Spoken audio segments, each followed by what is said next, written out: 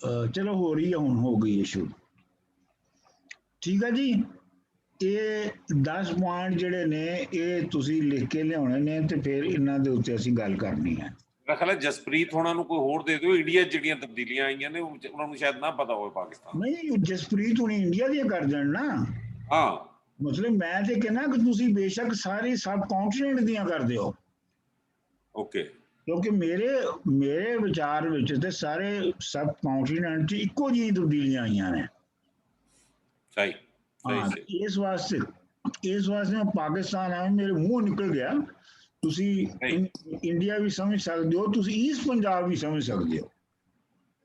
ਪਰ ਡਾਕਟਰ ਸਾਹਿਬ ਮੈਂ ਤਾਂ ਇੰਡੀਆ ਰਹੀ ਨਹੀਂ ਪਿਛਲੇ 20 ਸਾਲਾਂ 'ਚ, ਫਿਰ ਮੈਂ ਕੀ ਲਿਖਾਂ? ਨਹੀਂ ਤੇ ਤੁਹਾਨੂੰ ਪਤਾ ਤੇ ਹੈ ਨਾ ਕੀ ਕੁਝ ਬਦਲਿਆ ਉੱਥੇ, ਜੋ ਜਾਂਦੇ ਤੋਂ ਨਾ ਲੁਧਿਆਣਾ ਆਪਣਾ ਜਲੰਧਰ। ਨਹੀਂ, ਮੇਰੇ ਇੰਨਾ ਚੱਕਰ ਵੀ ਨਹੀਂ ਲੱਗਿਆ। ਤੂੰ ਅਮਰੀਕਾ ਦਾ ਲਿਖ ਦਿਓ। ਚਲੋ ਠੀਕ ਹੈ, ਠੀਕ ਹੈ, ਠੀਕ ਹੈ। ਤੁਸੀਂ ਤਾਂ, ਤੁਹਾਨੂੰ ਤਾਂ ਪਤਾ ਹੀ ਹੈ ਸਾਡਾ ਕੀ ਹਾਲ ਹੈ। ਅਸੀਂ ਤਾਂ ਧੋਬੀ ਦੇ ਕੁੱਤੇ ਵਾਂਗ ਆ, ਨਾ ਇੰਡੀਆ ਦੇ ਰਹੇ ਤੇ ਨਾ ਅਮਰੀਕਾ ਦੇ ਰਹੇ, ਯੂ ਨੋ। ਐਂਡ ਤੁਸੀਂ ਲਿਖਣਾ ਜ਼ਰੂਰ ਹੈ, ਭਾਵੇਂ ਆਪਣੇ ਅਮਰੀਕਾ ਦਾ ਹੀ ਲਿਖ ਦਿਓ। ਚਲੋ ਠੀਕ ਹੈ, ਮੈਂ ਕੁਛ ਨਾ ਕੁਛ ਜ਼ਰੂਰ ਲਿਖੂੰਗੀ। ਭਾਵੇਂ ਧੋਬੀ ਦੇ ਬਾਰੇ ਲਿਖੋ ਤੇ ਭਾਵੇਂ ਘਾਟ ਬਾਰੇ ਲਿਖੋ। ਠੀਕ ਹੈ। ਇਹ ਤੋਂ ਨੱਸ ਨਹੀਂ ਸਕਦੇ ਕਿਉਂਕਿ ਇਹ ਬਹੁਤ ਜ਼ਰੂਰੀ ਹੈ। ਮੈਂ ਫਿਰ ਉਹ ਤੁਹਾਨੂੰ ਅਗਲੀ ਵਾਰੀ ਪਤਾ ਲੱਗੇਗਾ ਕਿ ਕਿਉਂ ਜ਼ਰੂਰੀ ਹੈ। Choice is yours. ਹਾਂਜੀ, ਅੱਛਾ। ਹੁਣ ਦੀ ਗੱਲ ਇਹ ਹੈਗੀ ਹੈ ਕਿ ਅੱਜ ਅਸੀਂ ਗੱਲ ਕਰਨੀ ਹੈ ਮਾਰਕਸਿਜ਼ਮ ਦੇ ਉੱਤੇ ਬੇਸਿਕਲੀ। ਤੇ ਮੈਨੂੰ ਪਤਾ ਹੈ ਕਿ ਸਾਡੇ ਕੁਝ ਦੋਸਤ ਜਿਹੜੇ ਨੇ ਉਹ ਮਾਰਕਸਿਜ਼ਮ ਦੇ ਵਿੱਚ ਬਹੁਤੇ ਇੰਟਰਸਟਿਡ ਨੇ ਕਿ ਜਾਣਨ 'ਚ ਕਿ ਮਾਰਕਸਿਜ਼ਮ ਹੈ ਕੀ ਹੈ। ਤੇ ਅੱਛਾ, ਇੰਟਰਸਟਿਡ ਹੈਗੇ ਆ, ਲੇਕਿਨ ਦਾਸ ਕੈਪੀਟਲ ਦੇ 10-15 ਸਫ਼ੇ ਤੋਂ ਅੱਗੇ ਨਹੀਂ ਪੜ ਸਕੇ। ਹਾਂ, ਉਹ ਨਹੀਂ, ਅਸਲ ਦੇ ਵਿੱਚ ਉਹਦੀ ਵਜ੍ਹਾ ਇਹ ਹੈ ਕਿ ਉਹ ਪੜ੍ਹ ਨਹੀਂ ਸਕਦੇ। ਸਕਦੇ। ਐਡੇ ਲੰਬੇ ਹੈਗੇ ਨੇ ਤੇ ਨਹੀਂ ਔਖੀ ਪੜੀ ਨਹੀਂ ਸੀ ਜਾਂਦੀ। ਉਹਦੀ ਵਜ੍ਹਾ ਦੱਸਣਾ ਤੁਹਾਨੂੰ ਕਿਉਂ ਨਹੀਂ ਪੜ ਸਕੇ। ਅੱਛਾ, ਤਲਾਵਤ ਅਸੀਂ ਕੀਤੀ ਵੈਸੇ। ਗੱਲ ਇਹ ਹੈਗੀ ਹੈ ਕਿ ਮੇਰਾ ਇਰਾਦਾ ਪਹਿਲੇ ਇਹ ਸੀਗਾ ਇਸ ਕਲਾਸ ਤੋਂ ਪਹਿਲੇ ਕਿ ਮੈਂ ਇੱਕ ਬਕਾਇਦਾ ਕਲਾਸ ਪੜ੍ਹਾਵਾਂ ਮਾਰਕਸਿਜ਼ਮ, ਡਾਇਲੈਕਟੀਕਲ ਮਟੀਰੀਅਲਿਜ਼ਮ ਔਰ ਹਿਸਟੋਰੀਕਲ ਮਟੀਰੀਅਲਿਜ਼ਮ ਦੇ ਉੱਤੇ। Very good. ਮਤਲਬ ਇਹ ਇੱਕ ਅਲੱਗਾ ਕਲਾਸ ਹੋਵੇ, ਜਿਹੜੇ ਬਹੁਤ ਸੀਰੀਅਸ ਸਟੂਡੈਂਟਸ ਨੇ ਉਹਨਾਂ ਵਾਸਤੇ ਇਹ ਕਲਾਸ ਮੈਂ ਪੜ੍ਹਾਉਣਾ ਚਾਹੁੰਦਾ ਸਾਂ। ਉਹ ਪਹਿਲੇ ਫਲਸਫੇ ਵਾਲੀ ਕਲਾਸ ਸ਼ੁਰੂ ਹੋ ਗਈ ਤੇ ਮੈਂ ਕਿਹਾ ਚਲੋ ਇਹ ਵੀ ਅੱਛਾ, ਇਹਦੇ ਨਾਲ ਜ਼ਰਾ ਚੰਗੀ ਬੈਕਗ੍ਰਾਉਂਡ ਬਣ ਜਾਏਗੀ ਸਾਰਿਆਂ ਦੀ। ਤੇ ਇਸ ਤੋਂ ਬਾਅਦ ਫਿਰ ਅਸੀਂ ਕਿਸੇ ਵੇਲੇ ਉਹ ਕਲਾਸ ਸ਼ੁਰੂ ਕਰਾਂਗੇ, ਕਿਉਂਕਿ ਉਹ ਜਿਹੜੀ ਹੈ ਉਹ ਮਾਰਕਸਿਜ਼ਮ ਦੀ ਸਾਇੰਟੀਫਿਕ ਬੁਨਿਆਦ ਹੈ। ਉਹਨੂੰ ਸਮਝੇ ਬਗੈਰ ਤੁਸੀਂ ਮਾਰਕਸਿਜ਼ਮ ਨੂੰ ਸਮਝ ਨਹੀਂ ਸਕਦੇ। ਅੱਛਾ, ਹੁਣ ਮੈਂ ਜ਼ਰਾ ਮਾਰਕਸਿਜ਼ਮ ਦੇ ਜਿਹੜੀ ਅਗਰ ਮੈਂ ਤੁਹਾਨੂੰ ਸਾਰਿਆਂ ਨੂੰ ਪੁੱਛਾਂ ਇੱਕ ਇੱਕ ਫਿਕਰੇ ਦੱਸੋ ਮੈਨੂੰ ਕਿ ਤੁਸੀਂ ਮਾਰਕਸਿਜ਼ਮ ਨੂੰ ਕੀ ਸਮਝਦੇ ਹੋ? Social justice. ਮੈਂ ਅਗਰ ਦੱਸਾਂ ਜੀ ਇੱਕ ਫਿਕਰੇ ਦੇ ਵਿੱਚ, ਤੇ ਮੇਰਾ ਖਿਆਲ ਇਹ ਹੈ ਕਿ ਉਹਦਾ ਮਕਸਦ ਹੈ ਕਿ ਵਸਾਇਲ ਦੀ ਮੁਨਸਿਫਾਨਾ ਤਕਸੀਮ ਲੋਕਾਂ ਤੱਕ ਪਹੁੰਚ। ਹਾਂਜੀ, ਅੱਗੇ ਹੋਰ ਕੋਈ ਇੱਕ ਫਿਕਰਾ? ਗੋਂਦਲ ਸਾਹਿਬ।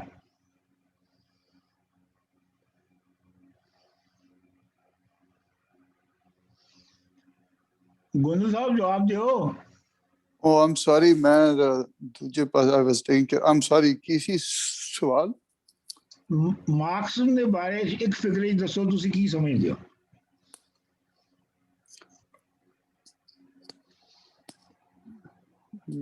ਮਟੀਰੀਅਲਿਜ਼ਮ। ਕੀ ਮਤਲਬ ਮਟੀਰੀਅਲਿਜ਼ਮ? यानी कि हर उसकी जो एसेंस है वो बेस्ड ऑन कि कॉज एंड इफेक्ट ਦੇ ਹਿਸਾਬ ਨਾਲ ਸਾਰੀ ਚੀਜ਼ ਹੁੰਦੀ ਹੈ ਤੇ ਉਹਦੇ ਹਿਸਾਬ ਨਾਲ ਹੀ ਥੀਸਿਸ ਐਂਟੀਥੀਸਿਸ ਤੇ ਸਿੰਥੇਸਿਸ ਦੇ ਹਿਸਾਬ ਨਾਲ। ਅੱਛਾ, ਠੀਕ ਹੈ, ਠੀਕ ਹੈ। ਅੱਛਾ ਜੀ, ਆਪਣਾ ਮਰੀਮ ਤੁਸੀਂ ਦੱਸੋ। ਮਾਰਕਸ ਇਕੁਐਲਿਟੀ ਦੀ ਗੱਲ ਕਰਦਾ ਸੀ। ਐਵਰੀਥਿੰਗ ਫॉर एवरीवन, ਹਰ ਸ਼ੈ ਹਰ ਇੱਕ ਲਈ ਹੋਣੀ ਚਾਹੀਦੀ ਹੈ। ਅੱਛਾ, ਜਸਪ੍ਰੀਤ ਜੀ ਤੁਸੀਂ? मैं मार्क्सिज्म पढ़ा नहीं है, पर जो मेरी अंडरस्टैंडिंग प्रैक्टिकली है is control of government, control of people by the government. Control of people by the government. अच्छा, चलो खैर ये ਜਿਹੜੇ ਸਭ ਤੋਂ ਥੋੜੀ ਜਿਹੀ ਕਲੋਜ਼ੈਸਟ ਜਿਹੜੀ ਗੱਲ ਕੀਤੀ ਹੈ ਉਹ ਗੋਂਦਲ ਸਾਹਿਬ ਨੇ ਕੀਤੀ ਹੈ, ਲੇਕਿਨ ਮੈਂ ਇਹਨੂੰ ਇੱਕ ਹੋਰ ਤਰੀਕੇ ਦੇ ਨਾਲ ਸ਼ੁਰੂ ਕਰਨਾ ਚਾਹੁੰਦਾ। ਦੇਖੋ ਗੱਲ ਇਹ ਹੈਗੀ ਹੈ ਕਿ ਮੈਂ ਤੁਹਾਨੂੰ ਜਦੋਂ ਪੜ੍ਹਾਇਆ ਸੀ ਨਾ ਐਡਮ ਸਮਿਥ ਨੂੰ, ਤੇ ਮੈਂ ਤੁਹਾਨੂੰ ਦੱਸਿਆ ਸੀ ਕਿ ਉਹਦੀਆਂ 4 ਮੰਜ਼ਲਾਂ ਨੇ ਤਾਰੀਖ ਦੀਆਂ, ਯਾਦ ਹੈ ਨਾ ਤੁਹਾਨੂੰ? ਉਸ ਤੋਂ ਬਾਅਦ ਜਿਹੜਾ ਮੈਂ ਕਿਹਾ ਸੀ ਕਿ ਉਹਨੂੰ ਪੰਜ ਕੈਟੇਗਰੀਜ਼ ਦੇ ਵਿੱਚ ਤਬਦੀਲ ਕਰ ਦਿੱਤਾ ਗਿਆ, 5 ਮੰਜ਼ਲਾਂ ਵਿੱਚ ਉਹਨੂੰ ਵੰਡ ਦਿੱਤਾ ਗਿਆ। ਉਹ 5 ਮੰਜ਼ਲਾਂ ਹੈਗੀਆਂ ਨੇ, ਸਭ ਤੋਂ ਪਹਿਲੇ ਜਿਹੜੀ ਸੀ ਉਹ ਹੰਟਿੰਗ ਦੀ ਸਟੇਜ ਸੀ, ਉਸ ਤੋਂ ਬਾਅਦ ਫਿਰ ਫੂਡ ਗੈਦਰਿੰਗ ਦੀ ਸਟੇਜ ਸੀ ਦੂਜੀ ਸਟੇਜ, ਤੀਜੀ ਸਟੇਜ ਐਗਰੀਕਲਚਰ ਦੀ ਸੀ, ਚੌਥੀ ਸਟੇਜ ਜਿਹੜੀ ਹੈ ਉਹ ਕੈਪੀਟਲਿਜ਼ਮ ਦੀ ਹੈ, ਤੇ 5ਵੀਂ ਸਟੇਜ ਜਿਹੜੀ ਹੈ ਉਹ ਸੋਸ਼ਲਿਜ਼ਮ ਦੀ ਹੋਣੀ ਹੈ। ਠੀਕ ਹੈ ਜੀ, ਇਹ ਗੱਲ ਸਮਝ ਆ ਗਈ ਤੁਹਾਡੀ? ਇਹ ਇੰਨੀ ਤਾਂ ਗੱਲ ਸਾਫ਼ ਹੀ ਹੈ ਨਾ। ਅੱਛਾ, ਹੁਣ ਜਿਹੜਾ ਐਡਮ ਸਮਿਥ ਸੀ ਜਾਂ ਦੂਸਰੇ ਸਨ ਮਾਰਕਸ ਤੋਂ ਪਹਿਲੇ ਵਾਲੇ, ਉਹਨਾਂ ਨੇ ਇਹ ਤੇ ਇਹਨਾਂ ਮੰਜ਼ਲਾਂ ਦੀ ਨਿਸ਼ਾਨਦਹੀ ਤੇ ਕਰ ਦਿੱਤੀ ਕਿ ਤਾਰੀਖ ਦੀਆਂ ਇਹਨਾਂ ਮੰਜ਼ਲਾਂ ਦੇ ਵਿੱਚੋਂ ਇਨਸਾਨ ਜਿਹੜਾ ਹੈ ਉਹ ਗੁਜ਼ਰਿਆ ਹੈ, ਔਰ ਹੁਣ ਉਹਦੇ ਉੱਤੇ ਕੰਸੈਂਸਸ ਵੀ ਹੈ, ਇਹਦੇ ਉੱਤੇ ਕੋਈ ਸ਼ੱਕ ਵੱਕ ਵੀ ਨਹੀਂ ਕਰਦਾ। ਤਮਾਮ ਦੁਨੀਆ ਦੇ ਜਿਹੜੇ ਸੋਸ਼ੀਓਲੋਜਿਸਟ, ਪੋਲੀਟੀਕਲ ਸਾਇੰਟਿਸਟ, ਹਰ ਬੰਦਾ ਇਸ ਗੱਲ ਨੂੰ ਮੰਨਦਾ ਹੈ ਕਿ ਇਨਸਾਨ ਇਹਨਾਂ ਸਟੇਜਸ ਦੇ ਉੱਤੋਂ ਲੰਘਿਆ ਹੈ। ਸੋ ਇਹ ਤੇ ਇੱਕ ਫੈਕਟ ਹੈਗਾ ਹੈ, ਇਹ ਕੋਈ ਇੰਟਰਪ੍ਰੀਟੇਸ਼ਨ ਦੀ ਗੱਲ ਨਹੀਂ ਹੈਗੀ ਹੈ।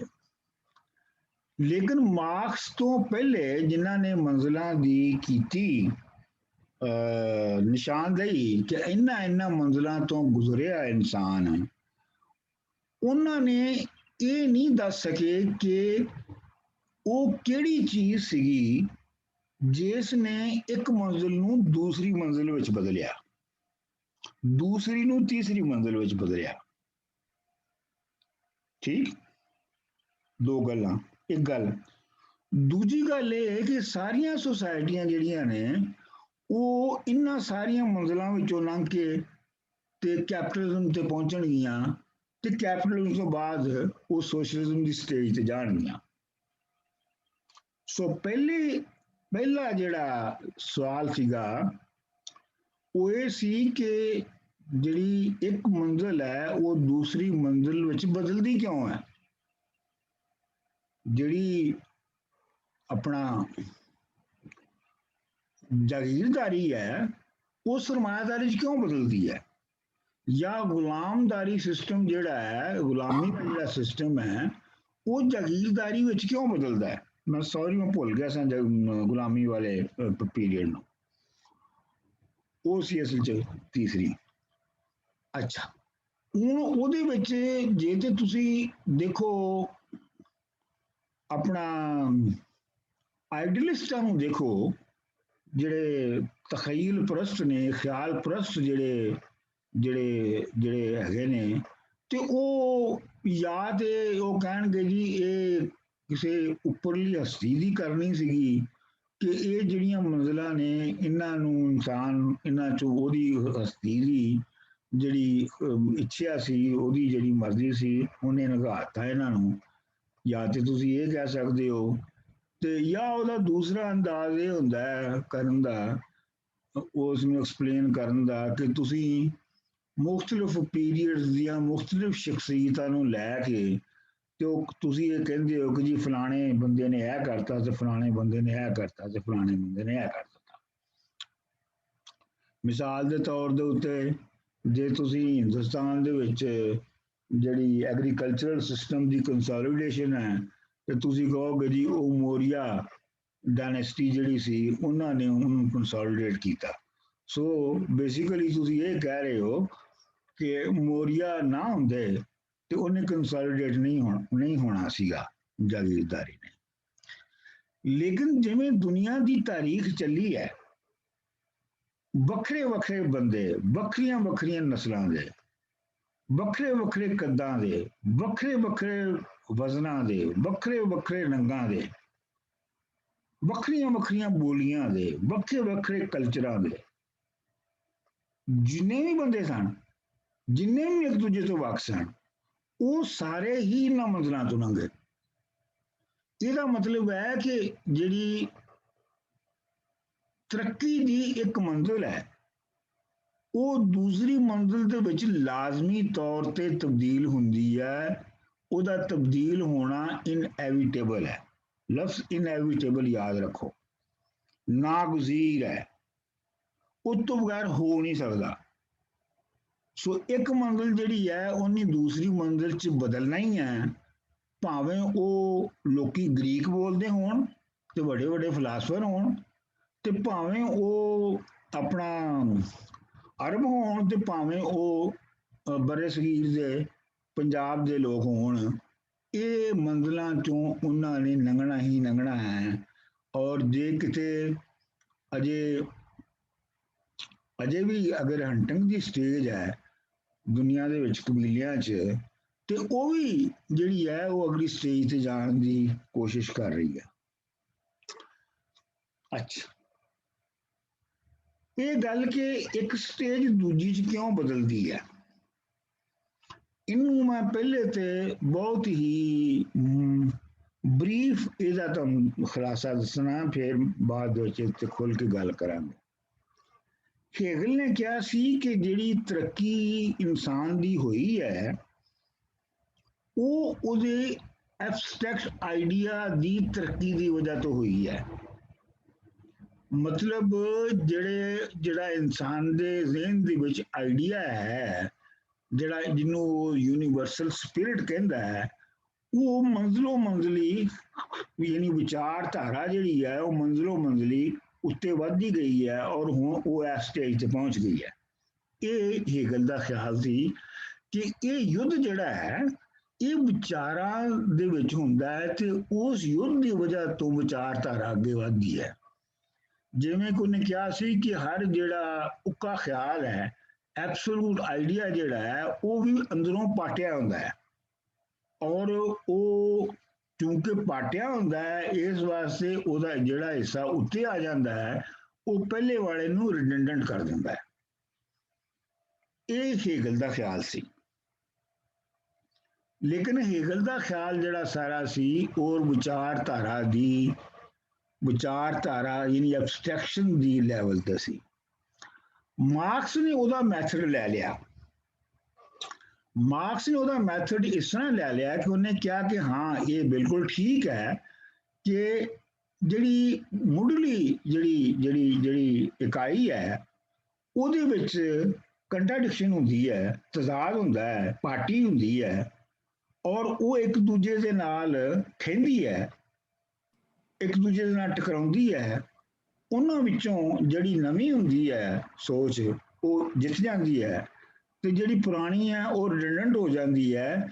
ਲੇਕਿਨ ਇਹ ਜਿਹੜੀ ਇਕਾਈ ਜਿਹਦੇ ਵਿੱਚ ਯੁੱਧ ਹੋ ਰਿਹਾ ਹੈ, ਇਹ ਬੰਦੇ ਦੇ ਵਿਚਾਰਾਂ ਦੀ ਨਹੀਂ ਬਲਕਿ ਬੰਦੇ ਦੇ ਮੁਆਸ਼ੀ ਪੈਦਾਵਾਰੀ ਨਿਜ਼ਾਮ ਦੀ ਹੈ। ਬੰਦਾ ਰੋਜ਼ੀ ਕਿਵੇਂ ਕਮਾ ਰਿਹਾ ਹੈ, ਕਿੰਨਾ ਹਥਿਆਰਾਂ ਨਾਲ ਕਮਾ ਰਿਹਾ ਹੈ, ਉਹਨਾਂ ਹਥਿਆਰਾਂ ਦੇ ਨਤੀਜੇ ਦੇ ਤੌਰ ਦੇ ਉਹਦੇ ਉੱਤੇ ਸਮਾਜ ਕਿੱਦਾਂ ਦਾ ਬਣਿਆ, ਤੇ ਜਿਹੜੇ ਖਿਆਲਾਤ ਨੇ ਉਹਨਾਂ ਦੇ ਨਵੇਂ ਜਾਂ ਉਹਨਾਂ ਦੇ ਅੱਗੇ ਵਧਣ ਦੀ ਵਜ੍ਹਾ ਵੀ ਇਹ ਹੈ ਕਿ ਜਿਹੜੀ ਪੈਦਾਵਾਰੀ ਨਿਜ਼ਾਮ ਹੈ, ਜਿਹੜਾ ਪ੍ਰੋਡਕਸ਼ਨ ਦਾ ਨਿਜ਼ਾਮ ਹੈ, ਉਹਦੇ ਵਿੱਚ ਬਦਲੀ ਆਈ ਹੈ, ਤੇ ਤਾਂ ਬੰਦੇ ਦੇ ਖਿਆਲਾਤ ਬਦਲੇ ਨੇ। ਇਹ ਨਹੀਂ ਹੋਇਆ ਕਿ ਬੰਦੇ ਦੇ ਖਿਆਲਾਤ ਬਦਲ ਗਏ ਤੇ ਫਿਰ ਉਹਨੇ ਪੈਦਾਵਾਰੀ ਨਿਜ਼ਾਮ ਨੂੰ ਤਬਦੀਲ ਕਰ ਲਿਆ, ਇੰਜ ਨਹੀਂ ਹੋਇਆ। ਮਿਸਾਲ ਦੇ ਤੌਰ ਦੇ ਉੱਤੇ ਬੰਦਾ ਜਦੋਂ ਹੰਟਿੰਗ ਦੀ ਸਟੇਜ ਤੇ ਸੀਗਾ ਤੇ ਉਹ ਜਾਨਵਰ ਮਾਰ ਕੇ ਤੇ ਖਾ ਲੈਂਦਾ ਸੀ, ਤੇ ਉਹਨੂੰ ਪ੍ਰੀਜ਼ਰਵ ਵੀ ਨਹੀਂ ਸੀ ਕਰ ਸਕਦਾ। ਇਸ ਵਾਸਤੇ ਉਹ ਕਬੀਲੇ ਦੇ ਤੌਰ ਤੇ ਰਹਿੰਦਾ ਸੀ, ਤੇ ਉਹਦੇ ਵਿੱਚ ਕਿਸੇ ਦੀ ਕੋਈ ਜ਼ਾਤੀ ਮਲਕੀਅਤ ਬਣ ਨਹੀਂ ਸਕਦੀ, ਕਿਉਂਕਿ ਕੁਝ ਪ੍ਰੀਜ਼ਰਵ ਕੀਤਾ ਹੀ ਨਹੀਂ ਜਾ ਸਕਦਾ ਜਿਹੜਾ ਜਿਹਦੇ ਉੱਤੇ ਮਾਲਕੀ ਜ਼ਾਹਰ ਕੀਤੀ ਜਾਏ। ਔਰ ਚੂੰਕਿ ਹੰਟਿੰਗ ਦੀ ਸਟੇਜ ਦੇ ਉੱਤੇ ਚੂੰਕਿ ਮਾਲਕੀ ਨਹੀਂ ਸੀ ਹੈਗੀ, ਇਸ ਲਈ ਔਰਤ ਦੀ ਵੀ ਕੋਈ ਮਾਲਕੀ ਨਹੀਂ ਸੀ ਹੈਗੀ, ਮਤਲਬ ਔਰਤ ਵੀ ਕਿਸੇ ਦੀ ਮਾਲਕੀ ਵਿੱਚ ਨਹੀਂ ਸੀ ਹੈਗੀ।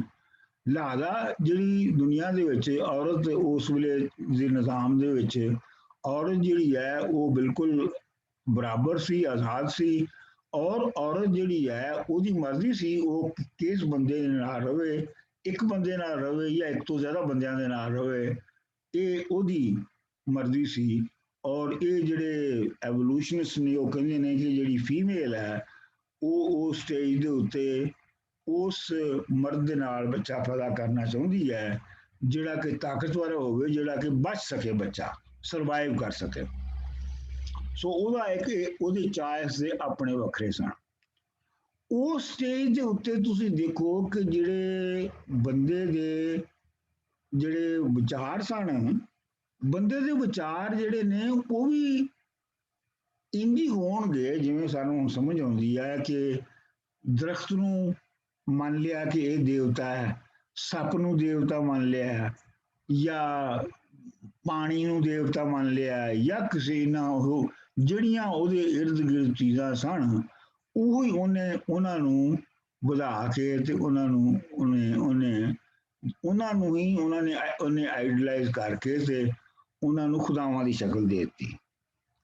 ਅੱਛਾ, ਉਸ ਤੋਂ ਬਾਅਦ ਜਦੋਂ ਅਸੀਂ ਆਉਂਦੇ ਹਾਂ ਐਗਰੀਕਲਚਰ ਦੀ ਸਟੇਜ ਤੇ, ਗੁਲਾਮੀ ਔਰ ਐਗਰੀਕਲਚਰ ਦੀ ਜਿਹੜੀ ਸਟੇਜ ਹੈ, ਵਾਈ ਬੀਜੀ ਦਾ ਜਿਹੜਾ ਨਿਜ਼ਾਮ ਹੈ, ਉਹਦੇ ਵਿੱਚ ਹੁਣ ਬੰਦੇ ਬਸਤੀਆਂ ਬਣਾ ਕੇ ਰਹਿਣ ਲੱਗ ਪਏ ਨੇ।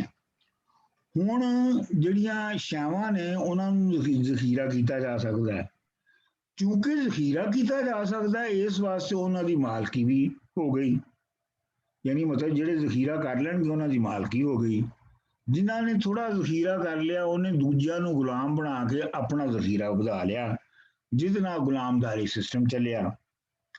ਅੱਛਾ, ਹੁਣ ਉਹਦੇ ਵਿੱਚ ਤੁਸੀਂ ਦੇਖੋ ਕਿ ਜਿਹੜੇ ਉਸ ਜ਼ਮਾਨੇ ਦੇ ਵਿੱਚ ਜਿਹੜੇ ਪਹਿਲੇ ਵਾਲੇ ਖਿਆਲ ਸਨ, ਜਿਹੜੇ ਮਾਦੀ ਖਿਆਲਾਤ ਸਨ, ਪਹਿਲੀ ਸਟੇਜ ਦੇ ਉੱਤੇ ਜਿਹਨੂੰ ਅਸੀਂ ਯੂਨਾਨੀਆਂ 'ਚ ਵੀ ਪੜ੍ਹਨੇ ਆ ਤੇ ਸਾਡੇ ਆਪਣੇ ਪੰਜਾਬ ਦੇ ਵਿੱਚ ਵੀ ਅਸੀਂ ਪੜ੍ਹਨੇ ਆ ਤੇ ਚੀਨ ਦੇ ਵਿੱਚ ਵੀ ਪੜ੍ਹਨੇ ਆ ਤੇ ਬਾਕੀਆਂ ਇਲਾਕਿਆਂ 'ਚ ਵੀ ਪੜ੍ਹਨੇ ਆ ਕਿ ਸ਼ੁਰੂ ਦੇ ਵਿੱਚ ਸਾਰੇ ਫਲਸਫੇ ਜਿਹੜੇ ਨੇ ਉਹ ਮਾਦੀ ਸਨ, ਤੇ ਲੇਕਿਨ ਐਗਰੀਕਲਚਰ ਦੇ ਆਉਣ ਦੇ ਨਾਲ ਉਹ ਮਾਦੀ ਫਲਸਫੇ ਜਿਹੜੇ ਨੇ ਉਹ ਬਦਲਣਾ ਸ਼ੁਰੂ ਹੋਏ।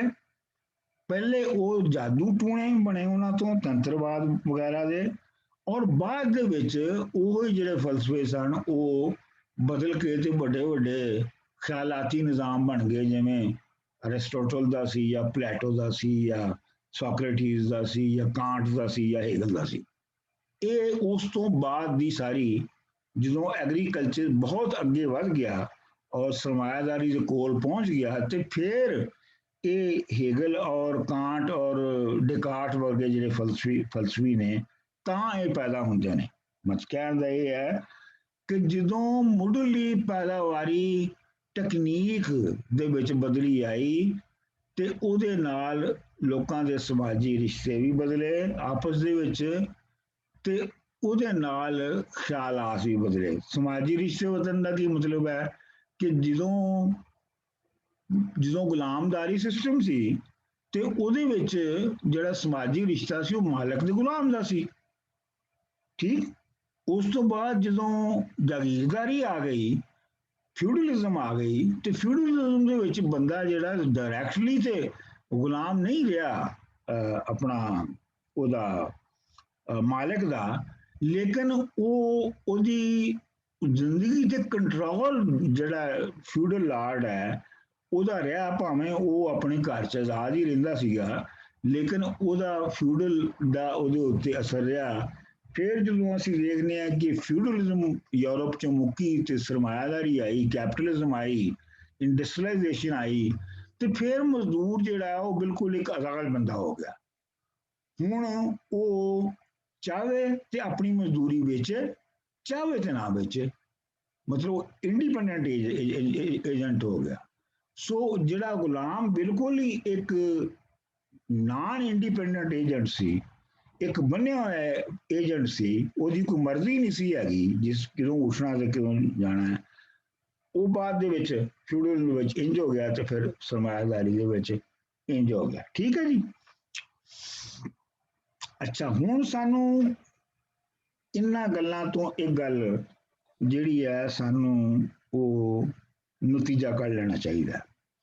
ਉਹ ਨਤੀਜਾ ਇਹ ਹੈ ਕਿ ਮੁਖਤਲਿਫ ਮੰਜ਼ਲਾਂ ਜਿਹੜੀਆਂ ਨੇ ਉਹ ਅੱਗੇ ਇਸ ਵਾਸਤੇ ਵਧੀਆਂ ਨੇ ਕਿ ਜਿਹੜਾ ਪੈਦਾਵਾਰੀ ਨਿਜ਼ਾਮ ਹੈ ਉਹਦੇ ਵਿੱਚ ਕਨਫਲਿਕਟ ਹੁੰਦਾ ਹੈ। ਜਿਵੇਂ ਜਦੋਂ ਬੰਦਾ ਹੰਟਿੰਗ ਦੀ ਸਟੇਜ ਤੇ ਸੀ ਤੇ ਇਨਸਾਨ ਦਾ ਕਨਫਲਿਕਟ ਨੇਚਰ ਨਾਲ ਸੀ, ਉਹਨੇ ਨੇਚਰ ਨੂੰ ਫਤਹ ਕਰਨਾ ਸੀਗਾ, ਔਰ ਨੇਚਰ ਨੂੰ ਫਤਹ ਕਰਨ ਲਈ ਉਹਨੇ ਬੂਟੇ ਯਾਨੀ ਮਤਲਬ ਖੇਤੀਬਾੜੀ ਸ਼ੁਰੂ ਕੀਤੀ।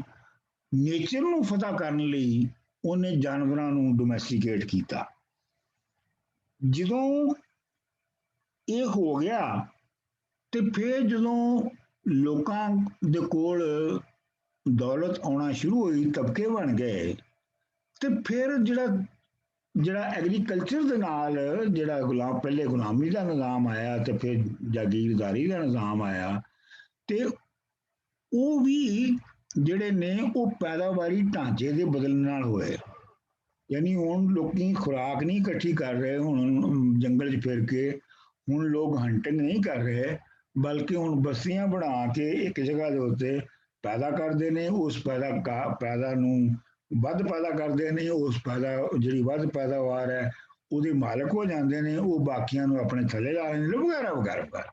ਸੋ ਹਰ ਸਟੇਜ ਦੇ ਉੱਤੇ ਪਹਿਲੇ ਨੇਚਰ ਨਾਲ ਸੀ, ਫਿਰ ਗੁਲਾਮਦਾਰੀ ਸਿਸਟਮ ਆਇਆ ਤੇ ਗੁਲਾਮ ਦੀ ਮਾਲਕ ਦੇ ਨਾਲ ਜਿਹੜੀ ਸੀ ਤਜ਼ਾਦ, ਕੰਟਰਾਡਿਕਸ਼ਨ, ਫਿਰ ਉਹ ਟਕਰਾਅ ਹੋਇਆ, ਫਿਰ ਉਹਨਾਂ ਦਾ ਜਿਹੜਾ ਸਿੰਥੇਸਿਸ ਹੋਇਆ ਉਹ ਜਾਗੀਰਦਾਰੀ ਸਿਸਟਮ ਦੇ ਵਿੱਚ ਹੋਇਆ। ਯਾਨੀ ਜਿਹੜਾ ਮਾਲਕ ਹੈ ਗੁਲਾਮ ਦਾ, ਉਹਨੂੰ ਵੀ ਕੁਛ ਛੱਡਣਾ ਪਿਆ ਆਪਣੀ ਮਾਲਕੀ ਵਿੱਚੋਂ, ਤੇ ਜਿਹੜੀ ਡਿਮਾਂਡ ਸੀਗੀ ਗੁਲਾਮ ਦੀ ਬਿਲਕੁਲ ਆਜ਼ਾਦ ਹੋਣ ਦੀ, ਉਹਨੂੰ ਵੀ ਛੱਡਣਾ ਪਿਆ। ਤੇ ਵਿਚਕਾਰ ਜਿਹੜਾ ਹੈ ਉਹਨਾਂ ਦਾ ਸਿੰਥੇਸਿਸ ਹੋ ਗਿਆ ਕਿ ਉਹ ਹੁਣ ਫਿਊਡਲ ਲਾਰਡ ਦਾ ਟੈਨੈਂਟ ਬਣ ਗਿਆ, ਜਾਂ ਜੋ ਵੀ ਸ਼ੇਅਰ ਕਰਾਪਰ ਬਣ ਗਿਆ, ਜਾਂ ਜੋ ਵੀ ਬਣ ਗਿਆ। ਅੱਛਾ, ਇੰਜ ਤੇ ਹੈ ਕਿ ਇੱਕ ਮੰਜ਼ਿਲ ਦੂਸਰੀ ਮੰਜ਼ਿਲ ਦੇ ਵਿੱਚ ਉਹਦੇ ਪਿੱਛੇ ਜਿਹੜੇ ਮਾਦੀ ਹਾਲਾਤ ਹੁੰਦੇ ਨੇ, ਪੈਦਾਵਾਰੀ ਹਾਲਾਤ ਹੁੰਦੇ ਨੇ, ਪੈਦਾਵਾਰੀ ਹਾਲਾਤ ਦੇ ਨਤੀਜੇ ਦੇ ਤੌਰ ਦੇ ਉੱਤੇ ਜਿਹੜੇ ਸਮਾਜ ਬਣਦਾ ਹੈ, ਇਹਨਾਂ ਸਾਰਿਆਂ ਦੇ ਉੱਤੇ ਫਿਰ ਜਿਹੜਾ ਇੱਕ ਵਿਚਾਰਾਂ ਦਾ ਨਿਜ਼ਾਮ ਬਣਦਾ, ਖਿਆਲਾਤ ਦਾ ਨਿਜ਼ਾਮ ਬਣਦਾ ਹੈ। ਫਿਰ ਇਸ ਤਰੀਕੇ ਨਾਲ ਇੱਕ ਮੰਜ਼ਿਲ ਦੂਸਰੀ ਮੰਜ਼ਿਲ 'ਚ ਢਲਦੀ ਹੈ। ਦੇਖੋ ਨਾ, ਜਿਹੜਾ ਇੱਕ ਖੁਦਾ ਦਾ ਤਸੱਵਰ ਹੈ, ਭਗਵਾਨ ਦਾ ਇੱਕ ਹੋਣ ਦਾ ਤਸੱਵਰ ਹੈ, ਇਹ ਉਦੋਂ ਦੁਨੀਆ ਦੇ ਵਿੱਚ ਜਿਹੜਾ ਹੈ, ਸਾਰੀ ਦੁਨੀਆ ਦੇ ਵਿੱਚ ਹੀ, ਇੱਕ ਸਾਡੇ ਹਾਂ ਨਹੀਂ ਸਾਰੀ ਦੁਨੀਆ ਦੇ ਵਿੱਚ ਹੀ ਉਦੋਂ ਆਇਆ ਇੱਕ ਭਗਵਾਨ ਦਾ ਤਸੱਵਰ, ਜਦੋਂ ਕਬੀਲਿਆਂ ਦੇ ਨਿਜ਼ਾਮ ਟੁੱਟ ਕੇ ਤੇ ਰਿਆਸਤ ਜਿਹੜੀ ਹੈ ਉਹ ਇੱਕ ਬਣ ਗਈ ਔਰ ਬਾਦਸ਼ਾਹ ਇੱਕ ਬਣ ਗਿਆ। ਪਹਿਲੇ ਹਰ ਕਬੀਲੇ ਦਾ ਆਪਣਾ ਗਾਡ ਹੁੰਦਾ ਸੀ, ਦੇਵਤਾ ਹੁੰਦਾ ਸੀ। ਸੋ ਇੱਕ ਹੀ 10 ਮੀਲ ਦੇ ਏਰੀਆ 'ਚ 10 ਖੁਦਾ ਹੋ ਸਕਦੇ ਸਨ।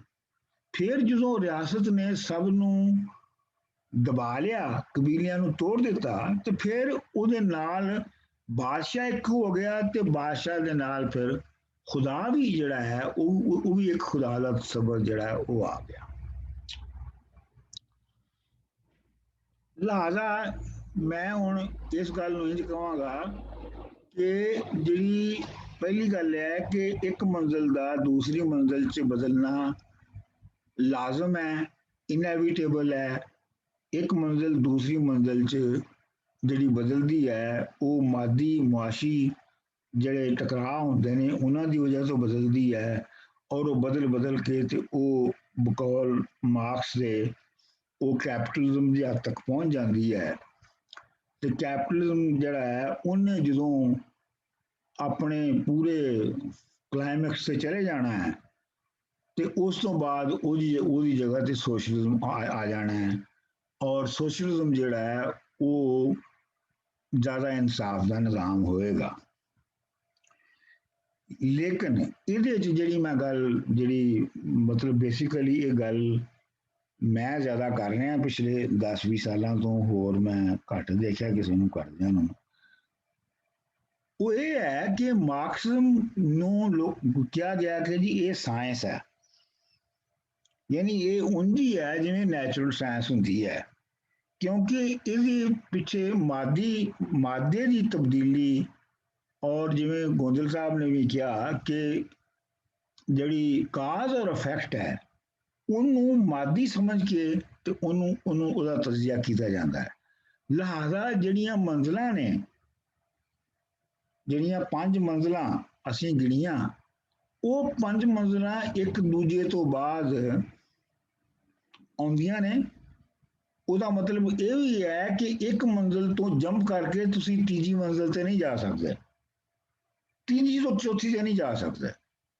ਤੁਸੀਂ ਉਹਨਾਂ ਮੰਜ਼ਲਾਂ ਦੇ ਵਿੱਚੋਂ, ਇਹ ਸਾਇੰਸ ਇਸ ਲਈ ਹੈ ਕਿ ਉਹਨਾਂ ਮੰਜ਼ਲਾਂ ਦੇ ਵਿੱਚੋਂ ਤੁਸੀਂ ਜਿਹੜਾ ਹੈ ਉਹ ਸਿਲਸਿਲਾਵਾਰ ਲੰਘਣਾ ਹੈ। ਇਹਦੀ ਤੁਸੀਂ ਮਿਸਾਲ ਲਓ, ਅਗਰ ਤੁਸੀਂ ਪਾਣੀ ਉਬਾਲ ਰਹੇ ਹੋ ਤੇ ਪਾਣੀ ਜਿਹੜਾ ਹੈ ਉਹਦੇ ਥੱਲੇ ਤੁਸੀਂ ਅੱਗ ਬਾਲੀ ਹੈ ਤੇ ਉਹਦਾ ਟੈਂਪਰੇਚਰ ਜਿਹੜਾ ਹੈ ਉਹ ਥੋੜਾ ਜਿਹਾ ਵਧੇਗਾ, ਫਿਰ ਉਹਦਾ ਟੈਂਪਰੇਚਰ ਹੋਰ ਵਧੇਗਾ, ਫਿਰ ਉਹ ਗੁੜਕਣ ਲੱਗ ਪਏਗਾ, ਫਿਰ ਉਹ ਜਿਹੜਾ ਹੈ ਉਹਦਾ ਫਿਰ ਆਪਣਾ ਉਹ ਇਵੈਪੋਰੇਟ ਹੋਣਾ ਸ਼ੁਰੂ ਹੋ ਜਾਏਗਾ।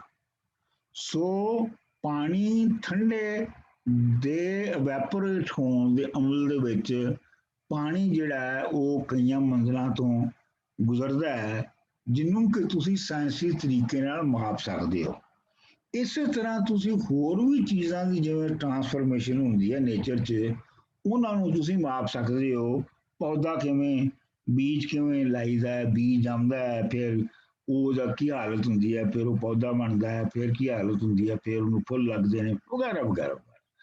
ਤੇ ਜਿਹੜਾ ਮਾਰਕਸ ਦੀ ਜਿਹੜੀ ਥਿਊਰੀ ਸੀ, ਉਹਨੂੰ ਸਾਇੰਟਿਫਿਕ ਇਸ ਲਈ ਸਮਝਿਆ ਗਿਆ ਕਿ ਉਹਦੇ ਵਿੱਚ ਜਿਹੜੀ ਮੰਜ਼ਲਾਂ ਦੀ ਇੱਕ ਦੂਜੇ ਵਿੱਚ ਬਦਲੀ ਹੈ, ਉਹਨਾਂ ਨੂੰ ਇਨਐਵਿਟੇਬਲ ਦੱਸਿਆ ਗਿਆ, ਲਾਜ਼ਮੀ ਤੌਰ ਤੇ ਇੱਕ ਉਹਨਾਂ ਦੇ ਵਿੱਚੋਂ ਲੰਘਣਾ ਦੱਸਿਆ ਗਿਆ।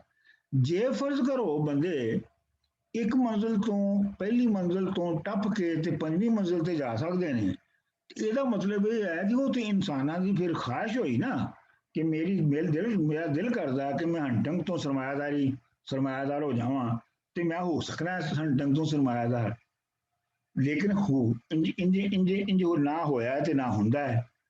ਸੋ ਇਹ ਜਿਹੜੀਆਂ ਸਟੇਜਸ ਨੇ 1 ਬਾਈ 1 ਆਉਣਾ ਸੀ, ਇਹਨਾਂ ਦੇ ਨਤੀਜੇ ਦੇ ਤੌਰ ਤੇ, ਸਰਮਾਇਆਦਾਰੀ ਦੇ ਨਤੀਜੇ ਦੇ ਤੌਰ ਦੇ ਉੱਤੇ ਜਿਹੜਾ ਹੈ ਉਹ ਸੋਸ਼ਲਿਜ਼ਮ ਨੇ, ਮਾਰਕਸ ਦੀ ਜਿਹੜੀ ਥਿਊਰੀ ਹੈ ਸੋਸ਼ਲਿਜ਼ਮ ਦੀ, ਉਹਦੇ ਮੁਤਾਬਕ ਸੋਸ਼ਲਿਜ਼ਮ ਨੇ ਆਉਣਾ ਸੀ। ਲੇਕਿਨ ਹੋਇਆ ਕੀ ਦੁਨੀਆ 'ਚ? ਹੋਇਆ ਦੁਨੀਆ ਵਿੱਚ ਇਹ ਕਿ ਚੀਨ ਔਰ ਰੂਸ ਵਿੱਚ ਇਨਕਲਾਬ ਆਇਆ। ਚੀਨ ਔਰ ਰੂਸ ਦੋਵੇਂ ਜਿਹੜੇ ਨੇ ਉਹ ਦੋਨੋਂ ਹੀ ਐਗਰੇਰੀਅਨ ਸੁਸਾਇਟੀ ਸਨ, ਜ਼ਰੀ ਮੁਆਸ਼ਰੇ ਸਨ। ਅਜੇ ਉਹ ਇੰਡਸਟਰੀਲਾਈਜੇਸ਼ਨ ਔਰ ਕੈਪੀਟਲਿਜ਼ਮ ਦੀ ਸਟੇਜ ਤੇ ਨਹੀਂ ਪਹੁੰਚੇ ਹੋਏ। ਹੁਣ ਅਗਰ ਤੁਸੀਂ ਮਾਰਕਸ ਦਾ ਇਨਐਵਿਟੇਬਿਲਿਟੀ ਦਾ ਥੀਸਿਸ ਦੇਖੋ ਕਿ ਇੱਕ ਮੰਜ਼ਿਲ ਤੋਂ ਦੂਸਰੀ ਮੰਜ਼ਿਲ ਤੋਂ ਲੰਘਣਾ ਲਾਜ਼ਮੀ ਹੈ, ਤੇ ਇਹਦਾ ਮਤਲਬ ਇਹ ਹੋਇਆ ਕਿ ਚੀਨ ਤੇ ਰੂਸ ਜਿਹੜੇ ਨੇ ਉਹ ਸਰਮਾਇਆਦਾਰੀ ਦੀ ਮੰਜ਼ਿਲ ਤੋਂ ਟੱਪ ਕੇ ਜਾਗੀਰਦਾਰੀ ਜਾਂ ਐਗਰੀਕਲਚਰ ਦੀ ਜਿਹੜੀ ਸਟੇਜ ਹੈ ਉਸ ਤੋਂ ਛਾਲ ਮਾਰ ਕੇ ਸਰਮਾਇਆਦਾਰੀ ਨੂੰ ਵਿੱਚੋਂ ਛੱਡ ਕੇ ਤੇ ਸੋਸ਼ਲਿਸਟ ਹੋ ਗਏ। ਅਗਰ ਤੇ ਉਹ ਜਿਹੜੇ ਸੋਸ਼ਲਿਸਟ ਹੋਏ ਮੁਲਕ ਜਿਵੇਂ ਚੀਨ ਜਾਂ ਰੂਸ ਸੀਗਾ, ਜੇ ਤੇ ਉਹ ਵਾਕਈ ਸੋਸ਼ਲਿਸਟ ਨਿਜ਼ਾਮ ਕਾਇਮ ਕਰਨ 'ਚ ਕਾਮਯਾਬ ਹੋ ਜਾਂਦੇ, ਜਿਵੇਂ ਕਿ ਉਹਨਾਂ ਨੇ ਪ੍ਰੀਟੈਂਡ ਕੀਤਾ 40-50 ਸਾਲ, ਤੇ ਫਿਰ ਇਹ ਸਾਬਤ ਹੋ ਜਾਂਦਾ ਕਿ ਮਾਰਕਸ ਦੀ ਥਿਊਰੀ ਸਾਇੰਟਿਫਿਕ ਨਹੀਂ ਹੈਗੀ। ਇਸ ਲਈ ਸਾਇੰਟਿਫਿਕ ਨਹੀਂ ਹੈਗੀ ਕਿ ਤੁਸੀਂ ਜਾਗੀਰਦਾਰੀ ਸਮਾਜ ਤੋਂ ਸਿੱਧੇ ਸੋਸ਼ਲਿਜ਼ਮ ਵਿੱਚ ਜਾ ਸਕਦੇ ਹੋ, ਜਦੋਂ ਕਿ ਮਾਰਕਸ ਦੀ ਥਿਊਰੀ ਦੀ ਬੇਸਿਕਸ ਇਹ ਨੇ ਕਿ ਤੁਸੀਂ ਜਾ ਨਹੀਂ ਸਕਦੇ। ਲੱਗਦਾ ਤੁਸੀਂ ਦੇਖਦੇ ਹੋ ਕਿ ਜਿਹੜਾ ਚੀਨ ਔਰ ਰੂਸ ਹੈ ਉਹਨਾਂ ਦੋਵਾਂ ਦੀ ਡਿਸਟਰਕਸ਼ਨ ਸ਼ੁਰੂ ਹੋ ਗਈ। ਚੀਨ ਨੂੰ ਆਪਣਾ ਜਿਹੜਾ ਕਲੈਕਟਿਵ ਸਿਸਟਮ ਸੀਗਾ ਉਹਨੂੰ ਖਤਮ ਕਰਕੇ ਤੇ ਉਹਨੂੰ ਪ੍ਰਾਈਵੇਟ ਮਾਰਕੀਟਸ ਨੂੰ ਔਰ ਜਿਹੜੇ ਕੈਪੀਟਲਿਜ਼ਮ ਦੇ ਇੰਸਟੀਟਿਊਸ਼ਨਸ ਨੇ ਉਹਨਾਂ ਨੂੰ ਦੁਬਾਰਾ ਤੋਂ ਇੰਟਰੋਡਿਊਸ ਕਰਵਾਉਣਾ ਪਿਆ ਤਰੱਕੀ ਕਰਨ ਲਈ। ਰੂਸ ਦੇ ਵਿੱਚ ਵੀ ਇਹੋ ਹੀ ਹੋਇਆ, ਲੇਕਿਨ ਰੂਸ ਦੇ ਵਿੱਚ ਹੋਰ ਬਹੁਤ ਸਾਰੀ ਅਨਾਰਕੀ ਜਿਹੜੀ ਆ ਉਹ ਫੈਲੀ ਹੋਈ ਆ, ਇੱਕ ਅਲੱਗ ਦਾ ਕਿੱਸਾ ਹੈ। ਵਿਅਤਨਾਮ ਵਿੱਚ ਵੀ ਇਹੋ ਹੀ ਹੋਇਆ ਕਿ ਉਹਨਾਂ ਨੂੰ ਵੀ ਕੈਪੀਟਲਿਜ਼ਮ ਦੇ ਜਿਹੜੇ ਇੰਸਟੀਟਿਊਸ਼ਨਸ ਨੇ ਉਹ ਇੰਟਰੋਡਿਊਸ ਕਰਵਾਉਣੇ ਪਏ, ਕਿਉਂਕਿ ਇਹ ਸਾਬਤ ਹੋ ਗਿਆ ਕਿ ਐਗਰੇਰੀਅਨ ਸੁਸਾਇਟੀ ਜਿਹੜੀ ਹੈ ਉਹਦੇ ਵਿੱਚ ਕੈਪੀਟਲਿਜ਼ਮ ਦੇ ਇੰਸਟੀਟਿਊਸ਼ਨ ਜਿਹੜੇ ਨੇ ਉਹਨਾਂ ਨੂੰ ਕਾਇਮ ਕੀਤੇ ਬਗੈਰ ਤੁਸੀਂ ਸੋਸ਼ਲਿਜ਼ਮ ਤੱਕ ਨਹੀਂ ਪਹੁੰਚ ਸਕਦੇ। ਹੁਣ ਇੱਥੋਂ ਅੱਗੇ ਜਿੱਥੋਂ ਚੀਨ ਔਰ ਬਾਕੀ ਦੁਨੀਆ ਜਿੱਥੇ ਜਿਹੜੇ ਕੈਪੀਟਲਿਜ਼ਮ ਦੀ ਸਟੇਜ ਤੋਂ ਗੁਜ਼ਰ ਰਹੀ ਹੈ, ਇਸ ਤੋਂ ਅੱਗੇ ਸੋਸ਼ਲਿਜ਼ਮ ਦੀ ਸਟੇਜ 'ਚ ਪਹੁੰਚਦੀ ਹੈ ਕਿ ਨਹੀਂ, ਇਹ ਇੱਕ ਵੱਖਰੀ ਬਹਿਸ ਹੈ। ਲੇਕਿਨ ਇਹ ਬਹਿਸ ਤੈਅ ਹੋ ਗਈ ਕਿ ਤੁਸੀਂ ਛਾਲ ਮਾਰ ਕੇ ਅਗਲੀ ਸਟੇਜ 'ਤੇ ਨਹੀਂ ਜਾ ਸਕਦੇ ਅਗਰ ਮਾਰਕਸਿਜ਼ਮ ਦੀ ਥਿਊਰੀ ਜਿਹੜੀ ਹੈ ਉਹ ਸਾਇੰਟੀਫਿਕ ਹੈ। ਤੇ ਮੈਂ ਇੱਥੇ ਰੁਕਣਾ ਤੇ ਤੁਸੀਂ ਇਹਦੇ ਉੱਤੇ ਆਪਣੀ ਰਾਏ ਦਿਓ ਤੇ ਸਵਾਲ ਪੁੱਛੋ ਕਿ ਤੁਹਾਨੂੰ ਗੱਲ ਕਿਵੇਂ ਸਮਝ ਆਈ ਹੈ। ਜ਼ਬਰਦਸਤ। ਅੱਜ ਬਹੁਤ ਸਾਰੀਆਂ ਚੀਜ਼ਾਂ ਜਿਹੜੀਆਂ ਖਾਸ ਤੌਰ ਤੇ ਚੀਨ ਔਰ ਰੂਸ ਦੇ ਇਨਕਲਾਬ ਬਾਰੇ ਬਹੁਤ ਸਾਰੇ ਸਵਾਲ ਪੈਦਾ ਹੁੰਦੇ ਸੀ, ਅੱਜ ਬਹੁਤ ਹੱਦ ਤੱਕ ਕਲੀਅਰ ਹੋਈ ਹੈ ਨਾਗਜ਼ੀਰੀਅਤ ਜਿਹੜੀ ਇਸ ਸਾਇੰਸ ਦੀ ਹੈ, ਇਸ ਫਾਰਮੂਲੇ ਦੀ ਜਿਹੜਾ ਹੈ, ਯਾਨੀ ਮੁਤਜ਼ਾਦ ਔਰ ਮੁਤਹਾਰਬ ਜਿਹੜੇ ਇੱਕੋ ਯੂਨਿਟ ਇਕਾਈ ਦੇ ਵਿੱਚ ਹੁੰਦੇ ਨੇ ਔਰ ਉਹਨਾਂ ਦੀ ਜਿਹੜੀ ਜਦਲ ਜਾਰੀ ਹੈ ਉਹਦੇ ਹਵਾਲੇ ਨਾਲ ਜਿਹੜੀ ਇੱਕ ਮੰਜ਼ਿਲ ਤੋਂ ਦੂਸਰੀ ਮੰਜ਼ਿਲ ਤੇ ਜਾਂਦੇ ਹੈ, ਉਹਦੇ 'ਚ ਸਭ ਤੋਂ ਵੱਡੀ ਕਨਫਿਊਜ਼ਨ ਹਮੇਸ਼ਾ ਚੀਨ ਔਰ ਰੂਸ ਦਾ ਇਨਕਲਾਬ ਹੁੰਦਾ ਸੀ। ਅੱਜ ਬਹੁਤ ਕਲੈਰਿਟੀ ਆਈ ਹੈ ਜੀ। ਹਾਂਜੀ, ਹੋਰ ਕੋਈ? ਹਾਂ, ਲੇਕਿਨ ਕੁਐਸਚਨ ਪੈਦਾ ਹੁੰਦਾ ਜੀ, ਦੂਸਰੇ ਪਾਸੇ ਜਿਹੜੇ ਕੈਪੀਟਲ ਸੁਸਾਇਟੀ ਹੈ ਜਿਹੜੀ ਬੜੇ ਆਪਣੇ ਅਰੂਜ ਤੇ ਵੀ ਪਹੁੰਚੀ ਹੈ, ਉਸ ਦੀ ਅਗਲੀ ਮੰਜ਼ਿਲ ਕਿਉਂ ਨਹੀਂ ਆ ਰਹੀ ਜਾਂ ਕਿਉਂ ਨਹੀਂ ਆਈ? ਦੇਖੋ ਉਹਦੀ ਜਿਹੜੀ ਹੈ, ਸਵਾਲ ਇਹ ਹੈ ਕਿ ਮਾਰਕਸ ਨੇ ਇਹ ਮਾਰਕਸ ਦੀ ਥਿਊਰੀ ਇਹ ਹੈਗੀ ਹੈ ਕਿ ਜਦੋਂ ਕੈਪੀਟਲਿਸਟ ਸਿਸਟਮ ਫਰਦਰ ਐਕਸਪੈਂਡ ਕਰਨ ਤੋਂ ਐਗਜ਼ਾਸਟ ਹੋ ਜਾਏਗਾ ਤੇ ਫਿਰ ਉਹ ਖਤਮ ਹੋਏਗਾ, ਜਿਹੜਾ ਕਿ ਬਹਰਾਨਾਂ ਦੀ ਸ਼ਕਲ 'ਚ ਵਕਤਨ ਫਵਕਤਨ ਆਉਂਦਾ ਰਹਿੰਦਾ। ਲੇਕਿਨ ਉਹ ਬਹਰਾਨਾਂ ਦੇ ਨਤੀਜੇ ਦੇ ਤੌਰ ਤੇ ਕੈਪੀਟਲਿਜ਼ਮ ਜਿਹੜਾ ਹੈ, ਇੱਕ ਤੇ ਉਹ ਆਪਣੇ ਆਪ ਨੂੰ ਐਡਜਸਟ ਕਰ ਲੈਂਦਾ ਹੈ। ਠੀਕ, ਮਿਸਾਲ ਦੇ ਤੌਰ ਤੇ ਜਿਹੜਾ ਵੈਸਟਰਨ ਯੂਰਪ ਹੈ ਉਹਨਾਂ ਨੇ ਬਹਰਾਨਾਂ ਦੇ ਨਤੀਜੇ ਦੇ ਤੌਰ ਦੇ ਉੱਤੇ ਸੋਸ਼ਲ ਵੈਲਫੇਅਰ ਸਿਸਟਮ ਇੰਟਰੋਡਿਊਸ ਕਰ ਲਿਆ ਕੈਪੀਟਲਿਜ਼ਮ ਦੇ ਅੰਦਰ। ਮਾਰਕਸ ਜਿਹੜਾ ਹੈ ਉਹ ਤੇ ਇਮੈਜਿਨ ਵੀ ਨਹੀਂ ਸੀ ਕਰ ਸਕਦਾ ਆਪਣੇ ਦੌਰ ਦੇ ਵਿੱਚ ਕਿ ਬਰਤਾਨੀਆ ਜਾਂ ਫਰਾਂਸ ਦੇ ਵਿੱਚ ਹੈਲਥ ਸਿਸਟਮ ਸਭ ਜਿਹੜਾ ਯੂਨੀਵਰਸਲ ਹੋਏਗਾ ਜਾਂ ਐਜੂਕੇਸ਼ਨ ਯੂਨੀਵਰਸਲ ਹੋਏਗੀ। ਇਹ ਉਹਦੇ ਤਸੱਵੁਰ 'ਚ ਨਹੀਂ ਸੀ ਹੈਗਾ।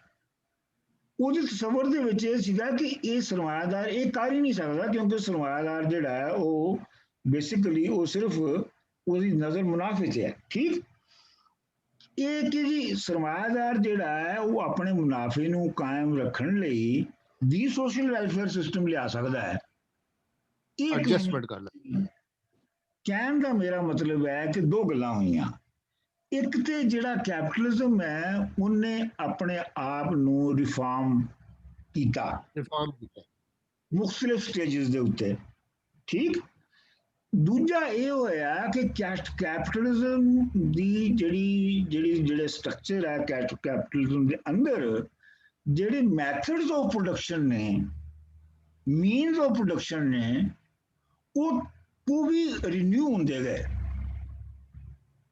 ਮਿਸਾਲ ਦੇ ਤੌਰ ਤੇ ਜੇ ਪਹਿਲੇ ਵੱਡੀਆਂ ਮਿੱਲਾਂ ਜਿਹੜੀਆਂ ਨੇ ਪੈਦਾਵਾਰ ਦਾ ਜ਼ਰੀਆ ਜਿਹੜੀਆਂ ਵੱਡੀਆਂ ਟੈਕਸਟਾਈਲ ਮਿੱਲਾਂ ਸਨ ਤੇ ਟੈਕਸਟਾਈਲ ਮਿੱਲਾਂ ਲਾ ਕੇ ਲੋਕੀ ਅਮੀਰ ਬਣਦੇ ਸਨ, ਤੇ ਹੁਣ ਟੈਕਨੋਲੋਜੀ ਦੀ ਫਰਮ ਜਿਹੜੀ ਹੈ ਉਹ ਤੇ ਇੱਕ ਬਿਲਡਿੰਗ ਦੇ ਵਿੱਚ ਹੀ ਬਣ ਜਾਂਦੀ ਹੈ ਤੇ ਉਹ ਆਪਣਾ ਉਹੋ ਹੀ ਅਰਬਪਤੀ ਬਣ ਜਾਂਦੇ ਨੇ ਜਿਹੜੇ ਟੈਕਨੋਲੋਜੀ ਬਣਾਉਂਦੇ ਨੇ। ਕਹਿਣ ਦਾ ਮਤਲਬ ਇਹ ਹੈ ਕਿ ਇੱਕ ਤੇ ਜਿਹੜੇ ਕੈਪੀਟਲਿਜ਼ਮ ਹੈ ਉਹਨੇ ਆਪਣਾ ਇੱਕ ਜਿਹੜਾ ਸੋਸ਼ਲ ਆਰਗੇਨਾਈਜੇਸ਼ਨ ਹੈ ਉਹਨੂੰ ਮੋਲਡ ਕੀਤਾ ਆਪਣੇ ਬਚਾਅ ਵਾਸਤੇ। ਇੱਕ ਮੈਂ ਉਹ ਤੁਹਾਨੂੰ ਇੱਕ ਬੜੀ ਆਮ ਜੀ ਮਿਸਾਲ ਦਿੰਦਾ ਹੈ। ਇਹ ਮਿਸਾਲ ਦੇ ਤੌਰ ਤੇ ਅਮਰੀਕਾ ਦੇ ਵਿੱਚ ਜਿਹੜੀਆਂ ਫੂਡ ਸਟੈਂਪਸ ਵੰਡੀਆਂ ਜਾਂਦੀਆਂ ਨਾ ਗਰੀਬਾਂ ਦੇ ਵਿੱਚ, ਉਹ ਫੂਡ ਸਟੈਂਪਸ ਅਸਲ 'ਚ ਗਰੀਬਾਂ ਲਈ ਘੱਟ ਨੇ। ਉਹ ਜਿਹੜੇ ਫਾਰਮਰਸ ਨੇ, ਜਿਹੜੇ ਓਵਰ ਸਰਪਲਸ ਪੈਦਾ ਕਰ ਰਹੇ ਸਨ, ਉਹਨਾਂ ਦੀ ਮਦਦ ਕਰਨ ਲਈ ਜ਼ਿਆਦਾ ਕੀਤਾ ਗਿਆ ਸੀ ਫੂਡ ਸਟੈਂਪਾਂ ਦੇਣਾ ਲੋਕਾਂ ਨੂੰ, ਕਿਉਂਕਿ ਲੋਕੀ ਖਰੀਦ ਨਹੀਂ ਸਕਦੇ, ਇਸ ਵਾਸਤੇ ਉਹਨਾਂ ਦੀਆਂ ਚੀਜ਼ਾਂ ਵਿਕਦੀਆਂ ਨਹੀਂ ਸੀ। ਤੇ ਹੁਣ ਹਕੂਮਤ ਜਿਹੜੀ ਹੈ ਉਹ ਲੋਕਾਂ ਨੂੰ ਪੈਸੇ ਦਿੰਦੀ ਹੈ ਤੇ ਉਹਦੇ ਨਾਲ ਉਹ ਚੀਜ਼ਾਂ ਖਰੀਦਦੇ ਨੇ। ਕਹਿਣ ਦਾ ਮਤਲਬ ਇਹ ਹੈ ਕਿ ਜਿਹੜਾ ਸਰਮਾਇਆਦਾਰੀ ਨਿਜ਼ਾਮ ਹੈ, ਕੈਪੀਟਲਿਸਟ ਸਿਸਟਮ ਜਿਹੜਾ ਹੈ, ਉਹਨੇ ਆਪਣੀ ਸਮਾਜੀ ਉਸਨੇ ਆਪਣੀ ਨੂੰ ਮੋਲਡ ਕੀਤਾ।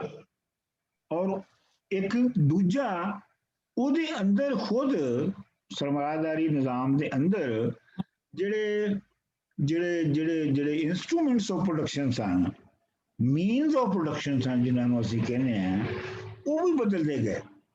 ਉਹਨਾਂ ਦੇ ਨਾਲ ਮੈਥਡਸ ਵੀ ਬਦਲਦੇ ਗਏ। ਮੈਂ ਕੁਝ ਹੱਲ ਕਰਾਂਗੇ ਤੇ ਮੈਥਡਸ ਦੇ ਨਾਲ ਨਾਲ ਜਿਹੜੀ ਸੁਸਾਇਟੀ ਦੀ ਜਿਹੜੀ ਕੰਪੋਜੀਸ਼ਨ ਹੈ ਉਹ ਵੀ ਬਦਲਦੀ ਗਈ।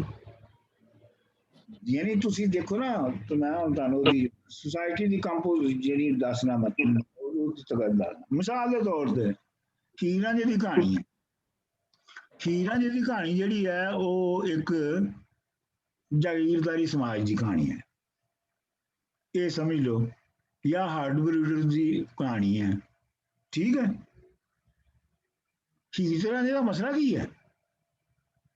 ਕਿੰਨਾ ਕੁ ਵੱਡਾ ਮਸਲਾ ਹੈ ਉਹਨਾਂ ਦਾ? ਹੀਰ ਰਾਂਝੇ ਦਾ ਮਸਲਾ ਇੰਨਾ ਹੀ ਹੈ ਨਾ ਕਿ ਇੱਕ ਜਵਾਨ ਕੁੜੀ ਹੈ, ਇੱਕ ਜਵਾਨ ਮੁੰਡਾ ਹੈ, ਉਹ ਆਪਣੀ ਮਰਜ਼ੀ ਦੇ ਨਾਲ ਇੱਕ ਦੂਜੇ ਨਾਲ ਸ਼ਾਦੀ ਕਰਨਾ ਚਾਹੁੰਦੇ ਨੇ। ਠੀਕ। ਲੇਕਿਨ ਉਹ ਜਿਹੜਾ ਸੋਸ਼ਲ ਸਿਸਟਮ ਹੈ ਉਸ ਵੇਲੇ ਦਾ, ਜਿਹੜਾ ਕਿ ਉਸ ਵੇਲੇ ਦੇ ਪੈਦਾਵਾਰੀ ਨਿਜ਼ਾਮ ਦੀ ਵਜ੍ਹਾ ਤੋਂ ਪੈਦਾ ਹੋਇਆ ਹੈ, ਜਾਗੀਰਦਾਰੀ ਤੇ ਜ਼ਮੀਂਦਾਰੀ ਤੇ ਵਗੈਰਾ ਵਗੈਰਾ ਤੋਂ ਪੈਦਾ ਹੋਇਆ ਹੈ, ਉਹਦੇ ਵਿੱਚ ਇੱਕ ਮੁੰਡਾ ਤੇ ਇੱਕ ਕੁੜੀ ਜਿਹੜੇ ਨੇ ਉਹ ਆਪਣੀ ਮਰਜ਼ੀ ਦੇ ਨਾਲ ਇੱਕ ਦੂਜੇ ਨਾਲ ਰਹਿ ਨਹੀਂ ਸਕਦੇ। ਉਹਨਾਂ ਨੂੰ ਅਖੀਰ ਮਰਨਾ ਪੈਂਦਾ ਦੋਵਾਂ ਨੂੰ ਇਸ ਖਾਸ਼ ਦੇ ਵਿੱਚ ਹੀ। ਹੁਣ ਤੁਸੀਂ ਮੈਨੂੰ ਇਹ ਦੱਸੋ, ਫਰਾਂਸ ਜਾਂ ਬਰਤਾਨੀਆ ਜਾਂ ਬੈਲਜੀਅਮ ਦੀ ਜਿਹੜੀ ਐਡਵਾਂਸ ਸੁਸਾਇਟੀ ਦੇ ਵਿੱਚ ਅਗਰ ਇੱਕ ਮੁੰਡਾ ਤੇ ਕੁੜੀ ਦੂਜੀ ਨਾਲ ਰਹਿਣਾ ਚਾਹੁੰਦੇ ਨੇ ਤੇ ਕੀ ਉਹਨਾਂ ਨੂੰ ਮਰਨਾ ਪਏਗਾ? ਹੁਣ ਤੇ ਸ਼ਹਿਜ਼ਾਦੇ ਜਿਹੜੇ ਨੇ ਉਹ ਵੀ ਆਮ ਕੁੜੀਆਂ ਨਾਲ ਵਿਆਹ ਕਰਦੇ ਨੇ, ਜਿਵੇਂ ਉਹਨੇ ਹੈਨਰੀ ਨੇ ਕੀਤੀ ਉਹਦੇ ਨਾਲ। ਅੱਜ ਕੱਲ ਉਹ ਜਿਹੜੀ ਹੈਗੀ ਉਹਦੀ ਵੀ ਹੈ ਉਹ ਐਕਟਰੈਸ ਸੀ, ਆਹ ਜਿਹੜੀ ਵੀ ਉਹ ਐਕਟਰੈਸ ਸੀ। ਮੈਂ ਕਹਿਣ ਦਾ ਮਤਲਬ ਮੇਰਾ ਇਹ ਹੈਗਾ ਕਿ ਕਿਵੇਂ ਪੈਦਾਵਾਰੀ ਨਿਜ਼ਾਮ ਦੇ ਬਦਲਣ ਦੇ ਨਾਲ ਕਿਵੇਂ ਸੁਸਾਇਟੀ ਦੀ ਬਣਤਰ ਬਦਲਦੀ ਹੈ, ਔਰ ਉਸ ਬਣਤਰ ਦੇ ਨਾਲ ਕਿਵੇਂ ਸਮਾਜੀ ਰਿਸ਼ਤੇ ਔਰ ਸਮਾਜੀ ਖਿਆਲਾਤ ਜਿਹੜੇ ਨੇ ਉਹ ਬਣਦੇ ਨੇ। ਹੁਣ ਤੁਸੀਂ ਇਹ ਦੇਖੋ ਕਿ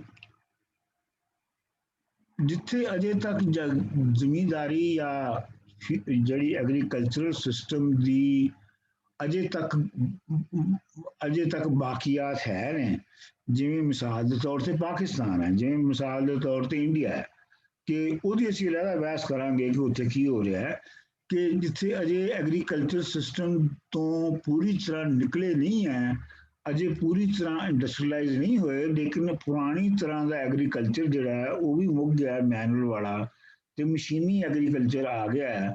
ਤੇ ਮਸ਼ੀਨੀ ਐਗਰੀਕਲਚਰ ਦੇ ਆਉਣ ਦੇ ਨਾਲ ਵੀ ਬਹੁਤ ਹੀ ਉੱਥੇ ਤਬਦੀਲੀਆਂ ਜਿਹੜੀਆਂ ਨੇ ਉਹ ਸਮਾਜੀ ਔਰ ਦੁਨੀਆ ਆਈਆਂ ਨੇ। ਠੀਕ। ਅੱਛਾ, ਲੇਕਿਨ ਅਜੇ ਹਿੰਦੁਸਤਾਨ ਔਰ ਪਾਕਿਸਤਾਨ ਦੇ ਵਿੱਚ ਕੋਈ ਬੰਦਾ ਐਥੀਸ ਦੀ ਤਨਜ਼ੀਮ ਬਣਾ ਕੇ ਟੀਵੀ ਤੇ ਉਹਦੇ ਲਈ ਚੰਦਾ ਨਹੀਂ ਮੰਗ ਸਕਦਾ। ਅਮਰੀਕਨ ਟੀਵੀ ਦੇ ਉੱਤੇ ਪ੍ਰੈਜ਼ੀਡੈਂਟ ਰੇਗਨ ਦਾ ਪੁੱਤਰ ਉਹ ਜਿਹੜਾ ਪ੍ਰੈਜ਼ੀਡੈਂਟ ਰੇਗਨ ਹੁੰਦਾ ਸੀ 1980 ਚ, ਉਹਦਾ ਪੁੱਤਰ ਉਹਦੀ ਇੱਕ ਇਸ਼ਤਿਹਾਰ ਹੁੰਦਾ ਹੈ, ਔਰ ਮੈਂ ਦੇਖਣਾ ਕਿ ਹਫ਼ਤੇ ਦੇ ਵਿੱਚ 2-4 ਵਾਰੀ ਤੇ ਜ਼ਰੂਰ ਹੀ ਆਉਂਦਾ ਹੈ। ਉਹਦਾ ਇਸ਼ਤਿਹਾਰ ਹੁੰਦਾ ਹੈ ਕਿ ਮਜ਼ਹਬ ਤੋਂ ਬਚਣ ਲਈ ਅਸੀਂ ਐਥੀਸਟ ਦੀ ਤਨਜ਼ੀਮ ਜਿਹੜੀ ਸਟਰਗਲ ਕਰ ਰਹੇ ਹਾਂ, ਸਾਨੂੰ ਚੰਗਾ ਦਿਓ। ਤੇ ਅਖੀਰ ਦੇ ਉੱਤੇ ਇਹ ਵੀ ਕਹਿੰਦਾ ਹੈ ਕਿ ਜਿਹੜਾ ਰੇਗਨ ਸੀ, ਪ੍ਰੈਜ਼ੀਡੈਂਟ ਰੇਗਨ, ਉਹ ਸਾਰੀ ਉਮਰ ਐਥੀਸਟ ਰਿਹਾ, ਦਾਇਰੀਆ ਰਿਹਾ, ਬੇਦੀਨ ਰਿਹਾ, ਔਰ ਉਹਨੂੰ ਕੋਈ ਦੋਜ਼ਖ ਜੰਨਤ ਦਾ ਡਰ ਨਹੀਂ ਸੀ।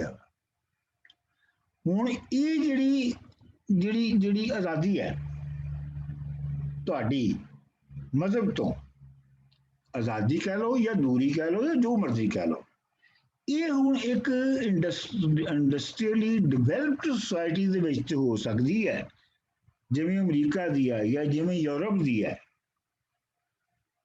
ਲੇਕਿਨ ਇਹ ਜਿਹੜੀ ਅਜੇ ਐਗਰੇਰੀਅਨ ਸੁਸਾਇਟੀ ਹੈ, ਜਾਂ ਜਿਹੜੀ ਐਗਰੇਰੀਅਨ ਸੁਸਾਇਟੀ ਦੇ ਘੇਰੇ ਦੇ ਵਿੱਚ ਹੈ, ਉਹਦੇ ਵਿੱਚ ਨਹੀਂ ਹੋ ਸਕਦੀ। ਗੱਲ ਸਮਝ ਆਈ ਤੁਹਾਨੂੰ? ਹਾਂ, ਗੱਲ ਸਮਝ ਤੇ ਆਈ। ਮੈਂ ਉਹ ਤੁਹਾਡੀ ਪਿਛਲੀ ਗੱਲ ਤੁਸੀਂ ਸਵਾਲ ਪੁੱਛਿਆ ਸੀ ਤੇ ਉਹ ਮੈਂ ਉਹਦੇ ਕੁਝ ਬੋਲਣਾ ਚਾਹ ਰਿਹਾ ਸਾਂ, ਲੇਕਿਨ ਹੁਣ ਗੱਲ ਅੱਗੇ ਨਿਕਲ ਕਿ ਉਹ ਜੋ ਤੁਸੀਂ ਐਗਜ਼ਾਮਪਲ ਦਿੱਤੀ ਕਿ ਰੂਸ ਤੇ ਚੀਨ ਵਿੱਚ ਕਿਉਂ ਕਮਿਊਨਿਜ਼ਮ ਸੋਸ਼ਲਿਜ਼ਮ ਫੇਲ ਹੋਇਆ, ਤੇ ਉਹਦੀ ਤੁਸੀਂ ਜੋ ਇਹ ਦਿੱਤੀ ਕਿ ਉਹ ਸਹੀ ਤਰ੍ਹਾਂ ਕੈਪੀਟਲਿਸਟ ਨਿਜ਼ਾਮ ਵਿੱਚ ਨਹੀਂ ਆਏ ਸਨ, ਇਸ ਵਜ੍ਹਾ ਨਾਲ ਐਗਰੀਕਲਚਰ ਟੂ ਸਟੇਟ ਕਮਿਊਨਿਜ਼ਮ ਵਿੱਚ ਜਾਣ ਦੀ ਉਹਨਾਂ ਨੇ ਕੋਸ਼ਿਸ਼ ਕੀਤੀ। ਤੇ ਉਹ ਗੱਲ ਉਸ ਤਰ੍ਹਾਂ ਤੇ ਤੁਹਾਡੀ ਗੱਲ ਜੋ ਹੈ ਬੜੀ ਆਰਗੂਮੈਂਟ ਉਹਦਾ ਸਟਰੋਂਗ ਬਣਦਾ ਹੈ। ਤੇ ਉਹਦੇ ਅੰਦਰ ਤੁਸੀਂ ਇਹ ਵੀ ਕਹਿ ਸਕਦੇ ਹੋ ਕਿ ਜਿਸ ਤਰ੍ਹਾਂ ਤੁਸੀਂ ਐਗਜ਼ਾਮਪਲ ਦਿੱਤੀ ਕਿ ਵੈਸਟਰਨ ਯੂਰਪ ਵਿੱਚ ਜਿਸ ਤਰ੍ਹਾਂ ਸੋਸ਼ਲਾਈਜ਼ਡ ਸਿਸਟਮ ਆਹਿਸਤਾ ਆਹਿਸਤਾ ਆ ਰਿਹਾ, ਸ਼ਾਇਦ ਇਸ ਤਰ੍ਹਾਂ ਆਉਣਾ ਸੀ। ਲੇਕਿਨ ਉਸ ਨੂੰ ਕੋਈ ਬੰਦਾ ਇਹ ਵੀ ਕਹਿ ਸਕਦਾ ਹੈ ਕਿ ਜਿਸ ਤਰ੍ਹਾਂ ਇੱਕ ਅਪੋਲੋਜੀ ਹੁੰਦੀ ਹੈ, ਯਾਨੀ ਅਪੋਲੋਜੈਟਿਕ ਐਟੀਟਿਊਡ ਹੋ ਸਕਦਾ ਹੈ। ਜਿਸ ਤਰ੍ਹਾਂ ਲੋਕ ਕਹਿੰਦੇ ਨੇ ਜੀ ਕਿ ਅਸਲ ਇਸਲਾਮ ਤੇ ਉਹ ਠੀਕ ਹੈ, ਉਹ ਤੇ ਆਇਆ ਹੀ ਨਹੀਂ, ਤੇ ਜੋ ਉਹਨਾਂ ਨੇ ਕੀਤਾ, ਬਾਸੀਆਂ ਨੇ ਕੀਤਾ ਤੇ ਉਮਈਆਂ ਨੇ ਕੀਤਾ, ਯਾਨੀ ਜੋ ਰੂਸੀਆਂ ਚੀਨੀਆਂ ਨੇ ਕੀਤਾ, ਉਹ ਸਹੀ ਇਸਲਾਮ ਨਹੀਂ ਸੀ, ਅਸਲ ਇਸਲਾਮ ਤੇ ਸਾਡੇ ਕੋਲ ਹੈ।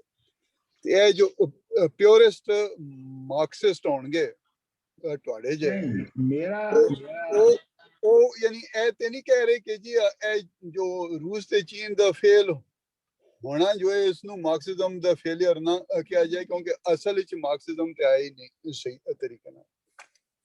ਪਹਿਲੀ ਗੱਲ ਤੇ ਇਹ ਆਈ ਆ ਗੋਦਲ ਸਾਹਿਬ ਕਿ ਅਗਰ ਮਾਰਕਸਿਜ਼ਮ ਜਿਹੜੀ ਸੀ ਮਾਰਕਸ ਦੇ ਵੇਲੇ ਤੱਕ, ਅਗਰ ਉਹ ਸਾਇੰਸ ਸੀ,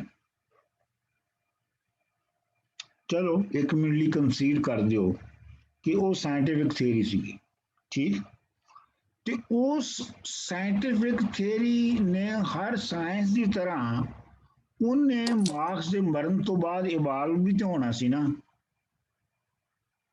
ਮਾਰਕਸ ਦੇ ਮਰਨ ਤੋਂ ਬਾਅਦ ਜਿਹੜਾ ਕੈਪੀਟਲਿਜ਼ਮ ਹੈ ਉਹਦੇ ਵਿੱਚ ਲੱਖਾਂ ਤਰ੍ਹਾਂ ਦੀਆਂ ਤਬਦੀਲੀਆਂ ਆਈਆਂ,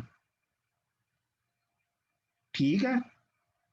ਲੇਕਿਨ ਜਿਹੜੇ ਈਵਨ ਸਰਮਾਇਆਦਾਰ ਮੁਲਕਾਂ ਦੇ ਵਿੱਚ ਜਿਹੜੇ ਇੰਟੈਲੈਕਚੁਅਲ ਮਾਰਕਸਿਸਟ ਇੰਟੈਲੈਕਚੁਅਲ ਸਨ, ਉਹ ਮਾਰਕਸ ਦੀ ਉਹ ਜਿਹੜੀ ਤੁਸੀਂ ਗੱਲ ਕਹਿ ਰਹੇ ਹੋ, ਉਹਨਾਂ ਦਾ ਕਸੂਰ ਇਹ ਹੈ ਕਿ ਮਾਰਕਸ ਦੀ ਜਿਹੜੀ ਓਰੀਜਨਲ ਪ੍ਰਿਸਕ੍ਰਿਪਸ਼ਨ ਸੀ ਆਪਣੇ ਵੇਲੇ ਦੇ ਹਿਸਾਬ ਨਾਲ, ਉਹ ਉਹਨੂੰ ਰਗੜਦੇ ਰਹੇ। ਮਾਰਕਸ ਨੇ ਕਿਹਾ ਸੀ ਕਿ ਸੋਸ਼ਲਿਜ਼ਮ ਨਿਜ਼ਾਮ ਇੰਜ ਦਾ ਹੋਏਗਾ ਤੇ ਇੰਜ ਉਹਦੇ ਲਈ ਕੰਮ ਕੀਤਾ ਜਾਏਗਾ, ਉਹ ਉਹਨੂੰ ਹੀ ਰਗੜਦੇ ਰਹੇ। ਉਹਨਾਂ ਨੇ ਉਹ ਸਾਇੰਸ ਨੂੰ, ਜਿਵੇਂ ਫਿਜ਼ਿਕਸ ਜਿਹੜੀ ਆ 18ਵੀਂ ਸਦੀ ਦੀ ਔਰ 21ਵੀਂ ਸਦੀ ਦੀ, ਉਹਦੇ ਦਰਮਿਆਨ ਬਹੁਤ ਜ਼ਿਆਦਾ ਐਵੋਲੂਸ਼ਨ ਹੋਇਆ, ਕੈਮਿਸਟਰੀ ਦੇ ਵਿੱਚ ਹੋਇਆ, ਹਰ ਸਾਇੰਸ ਦੇ ਵਿੱਚ ਹੋਇਆ। ਜੇ ਮਾਰਕਸ ਜਿਹੜੀ ਮਾਰਕਸਿਸਟ ਥਿਊਰੀ ਹੈ, ਅਗਰ ਉਹ ਸਾਇੰਟਿਫਿਕ ਥਿਊਰੀ ਸੀ ਜਾਂ ਸਾਇੰਟਿਫਿਕ ਥਿਊਰੀ ਹੈ, ਮੈਂ ਨਹੀਂ ਕਹਿੰਦਾ ਹੈ, ਤੁਹਾਡੀ ਮਰਜ਼ੀ ਹੈ, ਤੁਸੀਂ ਜਿਵੇਂ ਮਰਜ਼ੀ ਸਮਝ ਲਓ, ਅਗਰ ਉਹ ਸੀ ਤੇ 18ਵੀਂ ਸਦੀ ਔਰ 21ਵੀਂ ਸਦੀ ਦੇ ਦਰਮਿਆਨ ਉਹਦੇ ਵਿੱਚ ਬਹੁਤ ਸਾਰਾ ਐਵੋਲੂਸ਼ਨ ਔਰ ਬਹੁਤ ਸਾਰੀ ਉਹਦੇ ਵਿੱਚ ਤਰੱਕੀ ਹੋਣੀ ਚਾਹੀਦੀ ਸੀਗੀ। ਉਹਨਾਂ ਸਾਰੇ ਅਸੂਲਾਂ ਨੂੰ ਹੋਰ ਸੋਫਿਸਟੀਕੇਟਡ ਤਰੀਕੇ ਨਾਲ, ਹੋਰ ਡੈਪਥ ਨਾਲ ਐਕਸਪਲੋਰ ਕੀਤਾ ਜਾਣਾ ਸੀ, ਚਾਹੀਦਾ ਸੀਗਾ। ਲੇਕਿਨ ਹੋਇਆ ਇਹ ਹੈ ਕਿ ਇਹਨਾਂ 200 ਸਾਲਾਂ ਦੇ ਵਿੱਚ ਲੋਕਾਂ ਨੇ ਮੇਰੇ ਖਿਆਲ 'ਚ ਉਹ ਕੀਤਾ ਜਿਹੜਾ ਤੁਸੀਂ ਕਹਿ ਰਹੇ ਹੋ ਕਿ ਉਹਨਾਂ ਨੇ ਮਾਰਕਸਿਜ਼ਮ ਨੂੰ ਇੱਕ ਮਜ਼ਹਬ ਬਣਾ ਕੇ ਉਸ ਮਜ਼ਹਬ ਨੂੰ ਇੰਪਲੀਮੈਂਟ ਕਰਨ ਦੀ ਕੋਸ਼ਿਸ਼ ਕੀਤੀ ਔਰ ਜਿਵੇਂ ਕਿ ਮਜ਼ਹਬ ਨਾਕਾਮ ਹੋਏ ਨੇ ਦੁਨੀਆ 'ਚ, ਐਵੇਂ ਉਹ ਵੀ ਨਾਕਾਮ ਹੋ ਗਏ। ਇੱਕ ਗੱਲ। ਦੂਜੀ ਗੱਲ ਇਹ ਹੈਗੀ ਹੈ ਕਿ ਜਿੱਥੋਂ ਤੱਕ ਤਲਕ ਹੈਗਾ ਸਾਡੇ ਡਿਵੈਲਪਿੰਗ ਕੰਟਰੀਜ਼ ਦੇ ਲੋਕਾਂ ਦਾ, ਜਿਹੜੇ ਸਨਅਤੀ ਦੌਰ ਤੱਕ ਪਹੁੰਚੇ ਨਹੀਂ ਹੈ, ਜਿਹੜੇ ਅਜੇ ਜਾਗੀਰਦਾਰੀ ਜਾਂ ਜ਼ਮੀਨ ਜਾਂ ਐਗਰੀਕਲਚਰਲ ਮੋਡ ਦੇ ਵਿੱਚ ਹੀ ਰਹਿ ਰਹੇ ਨੇ, ਮੇਰੀ ਜ਼ਾਤੀ ਰਾਏ ਇਹ ਹੈ ਕਿ ਉਹਨਾਂ ਨੂੰ ਤੇ ਮਾਰਕਸਿਜ਼ਮ ਦਾ ਆਈਡੀਆ ਵੈਸੇ ਹੀ ਨਹੀਂ ਸੀ ਸਮਝ ਆ ਸਕਦਾ। ਉਹ ਤੇ ਉਹਨਾਂ ਦੇ ਵਾਸਤੇ ਤੇ ਮਾਰਕਸਿਜ਼ਮ ਵਾਕਿਆ ਹੀ ਇੱਕ ਰਿਲੀਜਨ ਸੀ, ਸੱਚੀ ਮੁੱਚੀ ਦਾ ਰਿਲੀਜਨ ਸੀ, ਕਿਉਂਕਿ ਉਹ ਉਹਨਾਂ ਦੇ ਮਾਦੀ ਹਾਲਾਤ ਦੇ ਨਾਲ ਉਹਦੀ ਕੋਈ ਮੁਤਾਬਕ ਨਹੀਂ ਸੀ ਹੈਗੀ। ਮੈਂ ਤੁਹਾਨੂੰ ਜੀ ਮੈਂ ਉਹਦੀ ਮਿਸਾਲ ਦੱਸਣਾ ਤੁਹਾਨੂੰ। ਅਸੀਂ ਇੱਕ ਵਾਰੀ ਗਰੁੱਪ ਬਣਾ ਕੇ ਤੇ ਅਸੀਂ ਇੱਕ ਵਾਰੀ ਉੱਥੇ ਜਨਾਹ ਗਾਰਡਨ ਦੇ ਵਿੱਚ ਦਾਸ ਕੈਪੀਟਲ ਪੜ੍ਹਨੀ ਸ਼ੁਰੂ ਕੀਤੀ ਤੇ ਉਹ ਦਾਸ ਕੈਪੀਟਲ ਦੇ ਵਿੱਚ ਜਦੋਂ ਉਹ ਜ਼ਿਕਰ ਆਇਆ ਕਿ ਜਿਹੜਾ ਪਰ ਆਰ ਵੇਜਸ ਹੁੰਦੀਆਂ ਨੇ ਤੇ ਜਿਹੜਾ ਸਰਮਾਇਆਦਾਰ ਹੈ ਉਹ ਪਰ ਆਰ ਵੇਜਸ ਜਿਵੇਂ ਮੁਕਰਰ ਕਰਦਾ ਹੈ ਤੇ ਕਿਵੇਂ ਸਰਪਲਸ ਪੈਦਾ ਕਰਦਾ ਹੈ ਵਗੈਰਾ ਵਗੈਰਾ। ਤੇ ਉਹਦੇ ਵਿੱਚ ਸਾਡਾ ਇੱਕ ਦੋਸਤ ਸੀ ਸ਼ੁਜਾਉਲ ਹੱਕ, ਅੱਜ ਕੱਲ੍ਹ ਲੰਡਨ ਹੁੰਦਾ ਹੈ, ਤੁਸੀਂ ਵੀ ਸ਼ਾਇਦ ਜਾਣਦੇ ਹੋਗੇ, ਅੱਜ ਕੱਲ੍ਹ ਲੰਡਨ ਹੁੰਦਾ ਹੈ। ਤੇ ਉਹ ਅੜ ਗਿਆ, ਉਹ ਕਹਿਣ ਲੱਗਾ ਕਿ ਇਹ ਆਵਰਲੀ ਵੇਜ ਹੋ ਕਿਵੇਂ ਸਕਦੀ ਹੈ, ਆਰਲੀ ਵੇਜ ਤਾਂ ਹੋ ਹੀ ਨਹੀਂ ਸਕਦੀ। ਉਹਦੀ ਵਜ੍ਹਾ ਇਹ ਹੈ ਕਿ ਉਹ ਜੇ ਸੁਸਾਇਟੀ ਵਿੱਚ ਜੰਮਿਆ ਸੀ, ਯਾਨੀ ਪਾਕਿਸਤਾਨੀ ਪੰਜਾਬੀ ਸੁਸਾਇਟੀ 'ਚ, ਉਹਦੇ 'ਚ ਤਨਖਾਹ ਜਿਹੜੀ ਹੈ ਉਹ ਮਹੀਨੇ ਦੀ ਹੁੰਦੀ ਹੈ ਜਾਂ ਉਹ ਦਿਹਾੜੀ ਦੀ ਹੁੰਦੀ ਹੈ ਜਾਂ ਉਹ ਜਿਸ ਤਰ੍ਹਾਂ ਵੀ ਹੁੰਦੀ ਆ, ਉਹ ਘੰਟਿਆਂ 'ਚ ਨਹੀਂ ਹੁੰਦੀ। ਹਾਲਾਂਕਿ ਜਿਹੜਾ ਸਰਮਾਇਆਦਾਰੀ ਨਿਜ਼ਾਮ ਹੈ ਉਹਦੇ ਵਿੱਚ ਤੇ ਘੰਟਿਆਂ 'ਚ ਵੇਜਸ ਜਿਹੜੀ ਹੈ ਉਹ ਕਈ ਸੌ ਸਾਲਾਂ ਤੋਂ ਮਿਟੀ ਜਾ ਰਹੀ ਹੈ। ਮੇਰਾ ਕਹਿਣ ਦਾ ਮਤਲਬ ਇਹ ਹੈਗਾ ਕਿ ਜਿਹੜੇ ਇਹਨਾਂ ਮੁਲਕਾਂ ਦੇ ਜਿਹੜੇ ਮਾਰਕਸਿਸਟ ਦਾਨਸ਼ਵਰ ਸਨ, ਉਹ ਮਾਰਕਸ ਦਾ ਉਹ ਐਨਾਲਿਸਿਸ ਜਿਹੜਾ ਕਿ ਇੱਕ ਡਿਵੈਲਪਡ ਇੰਡਸਟਰੀਅਲ ਸੁਸਾਇਟੀ ਦੇ ਵਿੱਚ ਬਹਿ ਕਰ ਰਿਹਾ ਸੀ, ਉਹਨੂੰ ਉਵੇਂ ਦਾ ਹੀ ਉਵੇਂ ਲੈ ਕੇ ਸਗਮਾ ਲੈ ਕੇ ਤੇ ਇੱਕ ਐਗਰੇਰੀਅਨ ਸੁਸਾਇਟੀ ਦੇ ਵਿੱਚ ਉਹਨੂੰ ਇੰਪਲੀਮੈਂਟ ਕਰਨ ਦੀ ਕੋਸ਼ਿਸ਼ ਕਰ ਰਹੇ ਸਨ। ਇਸ ਲਈ ਉਹਨਾਂ ਨੂੰ ਇਹਦਾ ਮਤਲਬ ਇਹ ਹੈ ਕਿ ਉਹਨਾਂ ਨੂੰ ਐਕਚੁਅਲੀ ਮਾਰਕਸੀ ਦੀ ਜਿਹੜੀ ਸਾਇੰਸ ਹੈ, ਮਾਰਕਸਿਜ਼ਮ ਬਤੌਰ ਅਕੀਦੇ ਦੇ ਨਹੀਂ, ਮਾਰਕਸਿਜ਼ਮ ਅਬਾਊਟ ਡੂਜ਼ ਐਂਡ ਡੋਂਟਸ ਤੇ ਨਹੀਂ, ਵੈਲਫੇਅਰ ਸਿਸਟਮ ਨਹੀਂ, ਮੁਸਾਵਾਤ ਦਾ ਲਿਆਉਣ ਦਾ ਸਿਸਟਮ ਨਹੀਂ, ਉਹਦੀ ਜਿਹੜੀ ਸਾਇੰਸ ਹੈ ਅਗਰ ਉਹਨੂੰ ਸਮਝ ਹੀ ਨਹੀਂ ਰਹੇ, ਉਹਨਾਂ ਦੇ ਵਾਸਤੇ ਉਹ ਸਿਰਫ ਇਹ ਹੈ ਕਿ ਜੀ ਮੁਸਾਵਾਤ ਪ੍ਰੋਲੇਟੈਰੀਏਟ ਜਿਹੜੀ ਹੈ ਉਹਦਾ ਜਿਹੜਾ ਹੈ ਉਹਦੀ ਹਕੂਮਤ ਹੋਣੀ ਚਾਹੀਦੀ ਹੈ। ਔਰ ਜਸਪ੍ਰੀਤ ਜੀ ਮਿਊਟ ਕਰ ਲਓ ਆਪਣੇ ਮਾਈਕ ਨੂੰ, ਵਿੱਚ ਬੜੀ ਡਿਸਟੋਰਸ਼ਨ ਹੁੰਦੀ ਹੈ। ਠੀਕ ਹੈ ਜੀ। ਤੇ ਲਿਹਾਜ਼ਾ ਉਹਨਾਂ ਦਾ ਮਾਰਕਸਿਜ਼ਮ ਜਿਹੜਾ ਸੀ ਆਪਣਾ, ਜਿਹੜੇ ਸਾਡੇ ਘਰੇ ਮੁਲਕਾਂ ਦੇ ਦਾਨਸ਼ਵਰਾਂ ਦਾ, ਉਹ ਸੀ ਮਜ਼ਹਬ, ਉਹ 'ਚ ਦੋ ਗੱਲਾਂ ਹੀ ਨਹੀਂ ਹੈਗੀਆਂ। ਔਰ ਤੁਸੀਂ ਸਹੀ ਕਹਿੰਦੇ ਹੋ ਇਹ ਗੱਲ ਕਿ ਤੁਸੀਂ ਇਹ ਕਹਿ ਸਕਦੇ ਹੋ ਕਿ ਉਹ ਜੀ ਉਂਝੀ ਹੈ ਕਿ ਉਹਨਾਂ ਨੇ ਗਲਤ ਤਰ੍ਹਾਂ ਦਾ ਮਤਲਬ ਲਾਤਾ, ਅਸਲੀ ਮਤਲਬ ਤੇ ਇਹ ਹੈ ਹੀ ਨਹੀਂ ਹੈ। ਮੇਰੇ ਕਹਿਣ ਦਾ ਮਤਲਬ ਇਹ ਹੈ ਕਿ ਜਿਹੜਾ ਅਸਲੀ ਮਜ਼ਹਬ, ਜੇ ਮਾਰਕਸ ਦੀ ਥਿਊਰੀ ਜਿਹੜੀ ਹੈ ਉਹ ਸਾਇੰਟੀਫਿਕ ਸੀ ਔਰ ਮਜ਼ਹਬ ਨਹੀਂ ਸੀ, ਤੇ ਫਿਰ ਉਹਦੇ ਵਿੱਚ ਇੱਕ ਗਰੋਥ ਹੋਣੀ ਚਾਹੀਦੀ ਸੀਗੀ। ਉਹਦੀ 21ਵੀਂ ਸਦੀ ਤੱਕ ਆਉਣ ਤੱਕ ਉਹਦੇ ਵਿੱਚ ਬਹੁਤ ਸਾਰੇ ਨਵੇਂ ਅਸੂਲ ਕਾਨੂੰਨ ਜਿਹੜੇ ਨੇ ਉਹਦੇ ਅੰਦਰ ਵੀ ਇਸ਼ਤਿਹਾਦ ਹੋਣਾ ਚਾਹੀਦਾ ਸੀ ਜੋ ਨਹੀਂ ਹੋਇਆ। ਇਸ਼ਤਿਹਾਦ ਤੇ ਹੁੰਦਾ ਨਾ, ਇਸ਼ਤਿਹਾਦ ਇਹ ਹੁੰਦਾ ਹੈ ਗੁੰਦਰ ਸਾਹਿਬ ਕਿ ਇਸ਼ਤਿਹਾਦ ਇਹ ਹੁੰਦਾ ਹੈ ਕਿ ਤੁਸੀਂ ਮੌਜੂਦ ਦੇ ਵਿੱਚੋਂ ਹੀ ਨਵੀਆਂ ਚੀਜ਼ਾਂ ਲੱਭਦੇ ਹੋ। ਉਹ ਹੈ ਇਸ਼ਤਿਹਾਦ। ਇਹ ਹੈ ਸਾਇੰਟੀਫਿਕ ਇਨੋਵੇਸ਼ਨ। ਤੁਸੀਂ ਫਿਰ ਉਸ ਥਿਊਰੀ ਦੇ ਵਿੱਚ ਸਾਇੰਟੀਫਿਕ ਇਨੋਵੇਸ਼ਨ ਕਰਦੇ। ਜਦੋਂ ਯੂਰਪੀਅਨਸ ਨੇ ਵੈਲਫੇਅਰ ਸਿਸਟਮ ਨੂੰ ਇਨਕਾਰਪੋਰੇਟ ਕਰਕੇ ਕੈਪੀਟਲਿਜ਼ਮ ਨੂੰ ਜਿਹੜਾ ਉਹਨਾਂ ਨੇ ਦੁਬਾਰਾ ਤੋਂ ਤਾਜ਼ਾ ਕਰ ਲਿਆ, ਠੀਕ, ਤੇ ਉਹਦੇ ਜਵਾਬ ਦੇ ਵਿੱਚ ਮਾਰਕਸਿਸਟਾਂ ਨੇ ਕੀ ਥਿਊਰੀ ਦਿੱਤੀ? ਮਾਰਕਸਿਸਟਾਂ ਨੂੰ ਤਾਂ ਇਨੋਵੇਸ਼ਨ ਕਰਨੀ ਚਾਹੀਦੀ ਸੀ ਨਾ ਉਹਦੇ 'ਚ, ਆਪਣੀ ਥਿਊਰੀ 'ਚ। ਬਲਕਿ ਮਾਰਕਸਿਸਟ ਜਿਹੜੇ ਯੂਰਪੀਅਨ ਮਾਰਕਸਿਸਟ ਨੇ ਉਹ ਤੇ ਉਸੇ ਵੈਲਫੇਅਰ ਸਿਸਟਮ ਦੇ ਪਿੱਛੇ ਪੈ ਗਏ, ਯਾਨੀ ਮਤਲਬ ਉਹੀ ਇੰਪਲੀਮੈਂਟ ਕਰਨ ਲੱਗ ਪਏ। ਕਹਿਣ ਦਾ ਮਤਲਬ ਇਹ ਹੈ ਕਿ ਜਿਹੜੀ ਮਾਰਕਸਿਜ਼ਮ ਦੇ ਖੁਦ ਅੰਦਰ ਇਨੋਵੇਸ਼ਨ ਹੋਣੀਆਂ ਚਾਹੀਦੀਆਂ ਸੀ 200 ਸਾਲਾਂ 'ਚ, ਇਹ ਮੈਂ ਗੱਲ ਨਹੀਂ ਮੰਨਦਾ ਕਿ ਅਗਰ ਉਹ ਸਾਇੰਸ ਹੈ ਤੇ ਉਹ 200 ਸਾਲ ਸਟੈਟਿਕ ਰਹੇਗੀ, ਕਦੀ ਨਹੀਂ। ਐ ਨਹੀਂ ਹੋ ਸਕਦਾ। ਕਿਉਂ? ਕਿਉਂਕਿ ਮਾਦੀ ਹਾਲਾਤ ਬਦਲੇ ਨੇ, ਸੁਸਾਇਟੀਆਂ ਦੇ ਪੈਦਾਵਾਰੀ ਹਾਲਾਤ ਬਦਲੇ ਨੇ, ਸਮਾਜੀ ਹਾਲਾਤ ਬਦਲੇ ਨੇ, ਤੇ ਉਹਦੇ ਨਾਲ ਜਿਹੜੀ ਥਿਊਰੀ ਸੀ ਸਾਇੰਟੀਫਿਕ, ਉਹਦੇ ਵਿੱਚ ਵੀ ਇਨੋਵੇਸ਼ਨ ਹੋਣੀ ਚਾਹੀਦੀਆਂ ਸਨ, ਜਿਹੜੀਆਂ ਕਿ ਨਹੀਂ ਹੋਈਆਂ।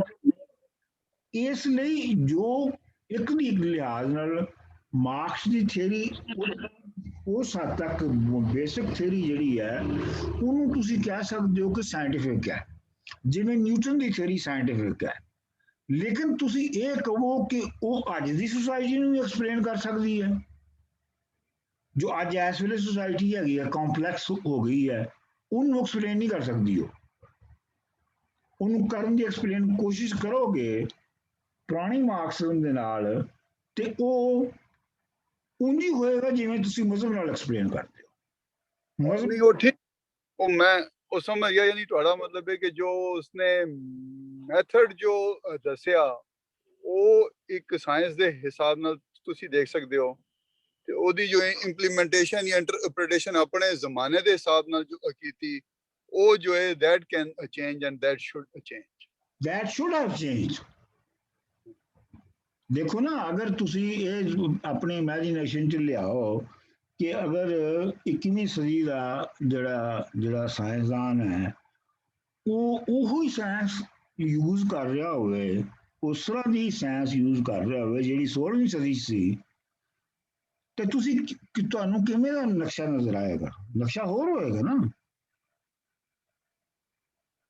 ਤੁਹਾਨੂੰ ਲੱਗੇਗਾ ਕਿ ਐਵੇਂ ਇਰੈਲੇਵੈਂਟ ਜਿਹੀਆਂ ਗੱਲਾਂ ਹੋ ਰਹੀਆਂ ਨੇ, ਇਹ ਤੇ ਹਾਲਾਤ ਦੇ ਮੁਤਾਬਕ ਹੀ ਨਹੀਂ ਹੈ। ਔਰ ਇਹੋ ਹੀ ਮਾਰਕਸਿਜ਼ਮ ਦਾ ਹਾਲ ਹੈ ਕਿ ਹੁਣ ਮਾਰਕਸਿਜ਼ਮ ਇਰੈਲੇਵੈਂਟ ਕਿਉਂ ਸਮਝਿਆ ਜਾਂਦਾ ਹੈ? ਕਿਉਂਕਿ ਜਿਹੜਾ ਮਾਰਕਸਿਜ਼ਮ ਪੜ੍ਹਾਇਆ ਗਿਆ, ਜਿਹੜਾ ਲਿਖਿਆ ਗਿਆ, ਜੋ ਹੋਇਆ, ਉਹਨੂੰ ਬਜਾਏ ਸਾਇੰਸ ਦੇ ਮਜ਼ਹਬ ਬਣਾ ਕੇ ਪੜ੍ਹਾਇਆ ਗਿਆ, ਲਿਖਾਇਆ ਗਿਆ, ਔਰ ਉਹ ਵਾਕਿਆ ਹੀ ਇਰੈਲੇਵੈਂਟ ਹੈ ਲੋਕਾਂ ਦੀ ਜ਼ਿੰਦਗੀ 'ਚ। ਉਹ ਲੋਕਾਂ ਦੀਆਂ ਜ਼ਿੰਦਗੀਆਂ ਨੂੰ ਹੁਣ ਐਕਸਪਲੇਨ ਨਹੀਂ ਕਰਦਾ। ਮੇਰਾ ਖਿਆਲ ਹੈ ਇੱਥੇ ਥੋੜਾ ਜਿਹਾ ਬ੍ਰੇਕ ਨਾ ਲੈ ਲਈਏ, ਮੈਂ ਬਹੁਤ ਬੋਲ ਲਿਆ। बहुत आई एम सॉरी, मैं जरा ठीक है, कन्वर्जन होगी, लेकिन मेरा ख्याल है वो चीज जरा खुल गई ज्यादा बेहतर। हाँ जी, मेरा ख्याल है इतने थोड़ा जिहा ब्रेक ले लिए 15 मिनट की। जी जी बिल्कुल, क्योंकि मैनू भी तो साथ चाहिए ना। हाँ जी, हाँ जी। 11:20 ਤੇ ਮਿਲਾਂਗੇ ਜੀ। ओके जी।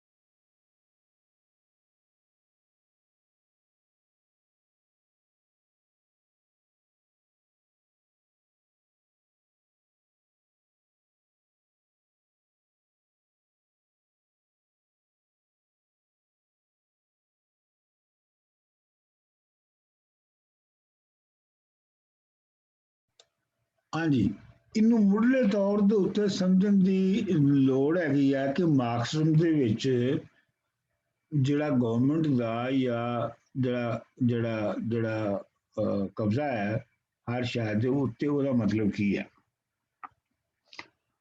ਉਹ ਤੁਸੀਂ ਕਾਨਸੈਪਟ ਨੂੰ ਪਹਿਲੇ ਸਮਝ ਲਓ, ਮੰਨਣਾ ਜਾਂ ਨਾ ਮੰਨਣਾ ਤੁਹਾਡੀ ਮਰਜ਼ੀ ਹੈ।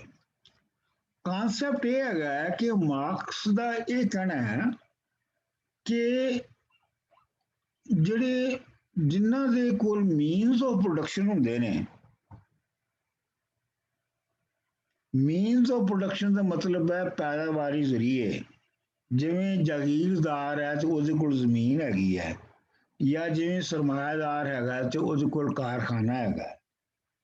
ਜਿਨ੍ਹਾਂ ਜਿਹੜੇ ਪੈਦਾਵਾਰੀ ਜ਼ਰੀਆਂ ਦੇ, ਵਸੀਲਿਆਂ ਦੇ, ਮੀਨਸ ਦੇ ਜਿਹੜੇ ਮਾਲਕ ਹੁੰਦੇ ਨੇ, ਉਹ ਆਪਣੇ ਇੰਟਰਸਟ ਲਈ, ਆਪਣੇ ਮੁਫਾਦ ਲਈ ਨੂੰ ਬਚਾਉਣ ਵਾਸਤੇ ਇੱਕ ਖਾਸ ਤਰ੍ਹਾਂ ਦੀ ਸਟੇਟ ਬਣਾਉਂਦੇ ਨੇ, ਰਿਆਸਤ ਬਣਾਉਂਦੇ ਨੇ, ਸਟੇਟ ਸਟਰਕਚਰ ਬਣਾਉਂਦੇ ਨੇ, ਜਿਹਨੂੰ ਤੁਸੀਂ ਗਵਰਨਮੈਂਟ ਕਹਿੰਦੇ ਹੋ। ਉਹ ਜਿਹੜੀ ਗਵਰਨਮੈਂਟ ਹੁੰਦੀ ਹੈ ਜਾਂ ਜਿਹੜੀ ਉਹ ਸਟੇਟ ਹੁੰਦੀ ਹੈ, ਉਹਦਾ ਮੁੱਢ ਇਹ ਹੁੰਦਾ ਹੈ ਜਾਂ ਉਹਦਾ ਐਸੈਂਸ ਇਹ ਹੁੰਦਾ ਹੈ ਕਿ ਉਹਦੇ ਤੇ ਜਿਹੜੇ ਗਾਲਬ ਜਿਹੜੇ ਕਲਾਸਿਸ ਹੁੰਦੀਆਂ ਨੇ, ਉਹ ਉਹਨਾਂ ਦੇ ਇੰਟਰਸਟ ਨੂੰ ਹੀ ਸੇਵ ਕਰਦੀ ਹੈ, ਉਹ ਬਾਕੀਆਂ ਲੋਕਾਂ ਦੇ ਇੰਟਰਸਟ ਨੂੰ ਸੇਵ ਨਹੀਂ ਕਰਦੀ। ਇਹਦੀ ਮਿਸਾਲ ਦੇ ਤੌਰ ਤੇ ਤੁਸੀਂ ਦੇਖੋ, ਅਮਰੀਕਾ ਦੇ ਵਿੱਚ ਇਹਦੀ ਮਿਸਾਲ ਇਹ ਹੈਗੀ ਹੈ ਕਿ ਕੋਈ 1% ਜਿਹੜੇ ਅਮੀਰ ਤਰੀਨ ਲੋਕ ਨੇ ਤੇ ਉਹਨਾਂ ਕੋਲ ਕੋਈ 90% ਜਿਹੜੀ ਵੈਲਥ ਹੈ ਉਹ ਇਕੱਠੀ ਹੋਈ ਹੈ, ਤੇ ਜਿਹੜੀ ਸਟੇਟ ਹੈ, ਜਿਹੜੀ ਸਟੇਟ ਦੇ ਕਾਨੂੰਨ ਅਸੂਲ ਜਿਹੜੇ ਬਣਦੇ ਨੇ, ਉਹ ਉਹਨਾਂ ਦੇ ਇੰਟਰਸਟ ਨੂੰ ਸੇਵ ਕਰਨ ਲਈ ਬਣਦੇ ਨੇ, ਉਹ ਆਮ ਬੰਦੇ ਦੇ ਇੰਟਰਸਟ ਨੂੰ ਸੇਵ ਕਰਨ ਲਈ ਨਹੀਂ ਬਣਦੇ। ਮਿਸਾਲ ਦੇ ਤੌਰ ਤੇ ਰਿਪਬਲਿਕਨ ਜਿਹੜੇ ਨੇ, ਉਹ ਜਦੋਂ ਉਹਨਾਂ ਨੂੰ ਟੈਕਸ ਕੱਟ ਦਿੰਦੇ ਨੇ, ਤੇ ਉਹ ਦਿੰਦੇ ਨੇ ਅਮੀਰਾਂ ਨੂੰ, ਜਿਹੜੇ ਆਲਰੇਡੀ ਬਿਲੀਅਨਰ ਨੇ ਤੇ ਮਿਲੀਅਨਰ ਨੇ। ਤੇ ਦੂਜੇ ਪਾਸੇ ਜਿਹੜੇ ਆਮ ਬੰਦੇ ਨੂੰ ਦੋ ਥੋੜੀਆਂ ਬਹੁਤੀਆਂ ਸਹੂਲਤਾਂ ਮਿਲੀਆਂ ਹੁੰਦੀਆਂ ਨੇ, ਸਿਹਤ ਦੀਆਂ ਜਾਂ ਦੂਜੀਆਂ, ਤੇ ਉਹਨਾਂ ਨੂੰ ਕੱਟ ਕਰਨਾ ਸ਼ੁਰੂ ਕਰ ਦਿੰਦੇ ਨੇ। ਇਹਦਾ ਮਤਲਬ ਹੈ ਕਿ ਇਹ ਜਿਹੜੀ ਸਟੇਟ ਹੈ, ਇਹ ਕੈਪੀਟਲਿਸਟ ਕਲਾਸ ਦੇ ਇੰਟਰਸਟ ਨੂੰ ਸੇਵ ਕਰਨ ਲਈ ਹੈ। ਮਾਰਕਸ ਦਾ ਇਹ ਕਹਿਣਾ ਸੀ ਕਿ ਜਿਹੜੀ ਕੈਪੀਟਲਿਸਟ ਕਲਾਸ ਦੇ ਜਿਹੜੇ ਵਿਰੋਧੀ ਹੈ, ਜਿਹੜੀ ਉਹਦੀ ਉਲਟ ਹੈ, ਜਿਹਨੂੰ ਉਹਨੇ ਗੁਲਾਮ ਕੀਤਾ ਹੈਗਾ, ਉਹ ਮਜ਼ਦੂਰ ਹੈ, ਵਰਕਰ ਹੈ, ਜਿਹਨੂੰ ਪ੍ਰੋਲੇਟਾਰੀਏਟ ਕਿਹਾ ਜਾਂਦਾ ਸੀ। ਪ੍ਰੋਲੇਟਾਰੀਏਟ ਦੀ ਟਰਮ ਜਿਹੜੀ ਹੈ ਉਹ ਆਮ ਮਜ਼ਦੂਰ ਲਈ ਨਹੀਂ ਵਰਤੀ ਜਾਂਦੀ, ਬਲਕਿ ਉਸ ਮਜ਼ਦੂਰ ਲਈ ਵਰਤੀ ਜਾਂਦੀ ਹੈ ਜਿਹੜਾ ਕਾਰਖਾਨਾਦਾਰੀ 'ਚ, ਇੰਡਸਟਰੀ ਦੇ ਵਿੱਚ ਜਿਹੜਾ ਮਜ਼ਦੂਰ ਹੈ, ਉਹਦੇ ਵਾਸਤੇ ਪ੍ਰੋਲੇਟਾਰੀਏਟ ਦੀ ਜਿਹੜੀ ਹੈ ਉਹ ਲਫ਼ਜ਼ ਬੋਲਿਆ ਜਾਂਦਾ ਸੀ, ਕਿਉਂਕਿ ਉਹਦੇ ਵਿੱਚ ਇਹ ਵੀ ਤਸੱਵੁਰ ਸੀ ਕਿ ਜਿੱਥੋਂ ਤੱਕ ਸਰਮਾਇਆਦਾਰੀ ਨੇ ਇਨਸਾਨਾਂ ਨੂੰ ਦਬਾਇਆ ਹੈ, ਉਹਦੇ ਨਾਲ ਹੀ ਉਹਨਾਂ ਨੇ, ਕਾਰਖਾਨੇਦਾਰੀ ਨੇ ਬਹੁਤ ਸਾਰੇ ਮਜ਼ਦੂਰਾਂ ਨੂੰ ਇੱਕ ਥਾਂ ਦੇ ਉੱਤੇ ਇਕੱਠਾ ਵੀ ਕਰ ਦਿੱਤਾ ਹੈ, ਤੇ ਹੁਣ ਉਹ ਇੱਕ ਕਲਾਸ ਬਣ ਗਏ ਨੇ। ਇਹਦੀ ਲੰਮੀ ਚੌੜੀ ਮੈਂ ਤਫਸੀਲ 'ਚ ਨਹੀਂ ਜਾਂਦਾ। ਅੱਛਾ, ਮਾਰਕਸ ਦਾ ਇਹ ਕਹਿਣਾ ਸੀ ਕਿ ਜੇ ਲੋਕਾਂ ਦੇ, ਜੇ ਮਜ਼ਦੂਰਾਂ ਦੇ, ਪ੍ਰੋਲੇਟਾਰੀਆ ਦੇ ਜਿਹੜੇ ਹੱਕ ਨੇ, ਉਹਨਾਂ ਦੇ ਜਿਹੜੇ ਰਾਈਟਸ ਨੇ, ਉਹ ਤਾਂ ਹੀ ਉਹਨਾਂ ਨੂੰ ਮਿਲ ਸਕਦੇ ਨੇ ਜੇ ਹਕੂਮਤ ਉਹਨਾਂ ਦੀ ਹੋਵੇ ਤੇ। ਸੋ ਲਿਹਾਜ਼ਾ ਇਹ ਕਿਹਾ ਗਿਆ ਕਿ ਜਿਹੜੀ ਪਹਿਲੀ ਸਟੇਜ ਦੇ ਉੱਤੇ ਜਿਹੜੀ ਸੋਸ਼ਲਿਸਟ ਨਿਜ਼ਾਮ ਹੋਏਗਾ, ਉਹਦੇ ਵਿੱਚ ਪ੍ਰੋਲੇਟਾਰੀਆ ਦੀ ਡਿਕਟੇਟਰਸ਼ਿਪ ਹੋਏਗੀ, ਯਾਨੀ ਪ੍ਰੋਲੇਟਾਰੀਆ ਤਬਕੇ ਦੇ ਹੱਥ ਵਿੱਚ ਸਾਰੇ ਮੁਲਕ ਦੇ ਰਿਸੋਰਸਸ ਹੋਣਗੇ, ਔਰ ਉਹ ਪ੍ਰੋਲੇਟਾਰੀਆ ਤੈਅ ਕਰੇਗੀ ਕਿ ਉਹਨਾਂ ਦੀ ਤਕਸੀਮ ਕਿਵੇਂ ਹੋਣੀ ਹੈ। ਇਹ ਸੀ ਮੁੱਢਲਾ ਨਜ਼ਰੀਆ। ਇਹਦਾ ਮਤਲਬ ਗਵਰਨਮੈਂਟ ਦਾ ਕਬਜ਼ਾ ਕਰਨਾ ਨਹੀਂ ਹੈ, ਬਲਕਿ ਇਹਦਾ ਮਤਲਬ ਜਿਹੜਾ ਮਾਰਕਸਮ ਜਾਂ ਸੋਸ਼ਲਿਜ਼ਮ ਸੀ, ਉਹ ਪ੍ਰੋਲਤਾਰੀਆ ਦੀ ਹਕੂਮਤ ਦਾ ਮੀਨਸ ਆਫ ਪ੍ਰੋਡਕਸ਼ਨ ਦੇ ਉੱਤੇ ਕਬਜ਼ਾ ਹੈਗਾ। ਹੁਣ ਖੈਰ ਉਹਨੂੰ ਬਦਨਾਮ ਕਰਨ ਵਾਸਤੇ ਹੁਣ ਜਦੋਂ ਵੀ ਕੋਈ ਕੋਲੈਕਟਿਵ ਪ੍ਰੋਗਰਾਮ ਲਾਇਆ ਜਾਂਦਾ, ਜਿਵੇਂ ਓਬਾਮਾ ਦਾ ਹੈਲਥ ਕੇਅਰ ਦਾ ਪ੍ਰੋਗਰਾਮ ਸੀ, ਤੇ ਉਹਦੇ ਜਵਾਬ 'ਚ ਕਿਹਾ ਜਾਂਦਾ ਸੀ ਇਹ ਤਾਂ ਸੋਸ਼ਲਿਜ਼ਮ ਲਿਆ ਰਹੇ ਨੇ। ਹਾਲਾਂਕਿ ਸੋਸ਼ਲਿਜ਼ਮ ਕੋਈ ਨਹੀਂ ਸੀ ਲਿਆ ਰਿਹਾ, ਉਹ ਤਾਂ ਸਿਰਫ ਇੱਕ ਥੋੜ੍ਹੀ ਜਿਹੀ ਰਿਫਾਰਮ ਕਰ ਰਿਹਾ ਸੀ, ਜਿਵੇਂ ਜਿਹੜੇ ਯੂਰਪੀਅਨ ਆਲਰੇਡੀ ਕਰ ਚੁੱਕੇ ਨੇ। ਸੋ ਲਿਹਾਜ਼ਾ ਤੁਸੀਂ ਇਹ ਮੈਂ ਗੱਲ ਜਿਹੜੀ ਹੈ ਤੁਹਾਡੇ ਤੇ ਇਹ ਸਾਫ਼ ਕਰਨਾ ਚਾਹੁੰਦਾ ਸਾਂ ਕਿ ਇਸ ਜਿਹੜਾ ਬਹੁਤ ਹੀ ਜਿਹੜਾ ਇਹ ਮੁੱਢਲਾ ਨੁਕਤਾ ਹੈ ਮਾਰਕਸਿਜ਼ਮ ਦਾ, ਪ੍ਰੋਲਤਾਰੀਆ ਦੀ ਡਿਕਟੇਟਰਸ਼ਿਪ ਔਰ ਜਿਹੜਾ ਆਮ ਤੌਰ ਤੇ ਹਕੂਮਤ ਦਾ ਮੁxtਲਿਫ ਪਾਲਿਸੀਆਂ ਤੇ ਕਬਜ਼ਾ ਕਰ ਲੈਣਾ, ਇਹ ਦੋ ਮੁxtਲਿਫ ਗੱਲਾਂ ਨੇ। ਇਹਨਾਂ ਨੂੰ ਤੁਸੀਂ ਆਪਣੇ ਜ਼ਿਹਨ 'ਚ ਵੱਖਰਾ ਵੱਖਰਾ ਸਮਝੋ। ਅੱਛਾ ਜੀ, ਹੁਣ ਮੈਂ ਆਉਣਾ ਵਾਪਸ ਆਪਣੀ ਬਹਿਸ ਵੱਲ, ਜਿਹੜੀ ਅਸੀਂ ਬਹਿਸ ਕਰ ਰਹੇ ਸਾਂ। ਅੱਛਾ, ਮੈਂ ਹੁਣ ਆਪਣਾ ਜਿਹੜੇ ਸਾਡੇ ਪਾਕਿਸਤਾਨ ਤੋਂ ਸੀਨੀਅਰ ਦੋਸਤ ਨੇ ਖਾਲਿਦ ਰਾਣਾ ਸਾਹਿਬ ਔਰ ਸ਼ਰਾਜ਼ੀ ਸਾਹਿਬ, ਇਹ ਦੋਵੇਂ ਐਕਟਿਵਿਸਟ ਵੀ ਰਹੇ ਨੇ ਸੋਸ਼ਲਿਜ਼ਮ ਦੇ ਕਿ ਬੜੀ ਹੱਦ ਤੱਕ, ਤੇ ਇਹ ਜਾਣਦੇ ਵੀ ਨੇ ਤਕਰੀਬਨ ਸਾਰੇ ਕਿਰਦਾਰਾਂ ਨੂੰ ਜਿਹੜੇ ਉੱਥੇ ਐਕਟਿਵ ਸਨ ਔਰ ਜਿਹੜੇ ਲੀਡ ਕਰਦੇ ਸਨ, ਇਹ ਤਕਰੀਬਨ ਉਹਨਾਂ ਸਾਰਿਆਂ ਨੂੰ ਜਾਣਦੇ ਨੇ। ਇਸ ਲਈ ਇਹ ਗੱਲ ਸ਼ਾਇਦ ਮਰੀਮ ਜਾਂ ਜਸਪ੍ਰੀਤ ਨੂੰ ਉਂਝ ਡਾਇਰੈਕਟ ਸਮਝ ਨਾ ਆਵੇ ਜਿਵੇਂ ਇਹਨਾਂ ਦੋ ਹਜ਼ਰਾਤ ਨੂੰ ਆ ਸਕਦੀ ਹੈ। ਗੱਲ ਮੈਂ ਇਹ ਕਰਨੀ ਚਾਹੁੰਦਾ ਹਾਂ ਕਿ ਜਿਹੜੀ ਮਾਰਕਸਿਜ਼ਮ ਦੀ, ਜਿਵੇਂ ਅਸੀਂ ਪਹਿਲੇ ਗੱਲ ਕੀਤੀ, ਤੁਸੀਂ ਵੀ ਕੀਤੀ, ਸਾਰਿਆਂ ਨੇ, ਅਸੀਂ ਸਮਝੀ ਵੀ ਉਹ ਗੱਲ ਕਿ ਮਾਰਕਸਿਜ਼ਮ ਦੇ ਪਿੱਛੇ ਇੱਕ ਲੰਮੀ ਚੌੜੀ ਟ੍ਰੈਡੀਸ਼ਨ ਹੈਗੀ ਸੀ ਫਲਸਫੇ ਦੀ, ਇੱਕ ਲੰਮੀ ਚੌੜੀ ਟ੍ਰੈਡੀਸ਼ਨ ਹੈਗੀ ਸੀ ਇਕਨੋਮਿਕਸ ਦੀ, ਇੱਕ ਲੰਮੀ ਚੌੜੀ ਟ੍ਰੈਡੀਸ਼ਨ ਹੈਗੀ ਸੀ ਦੂਸਰੀ ਸਾਇੰਸਸ ਦੀ, ਜਿਨ੍ਹਾਂ ਨੂੰ ਮਿਲਾ ਕੇ ਮਾਰਕਸ ਨੇ ਜਿਹੜੀ ਆਪਣੀ ਥਿਊਰੀ ਬਣਾਈ ਸੀ।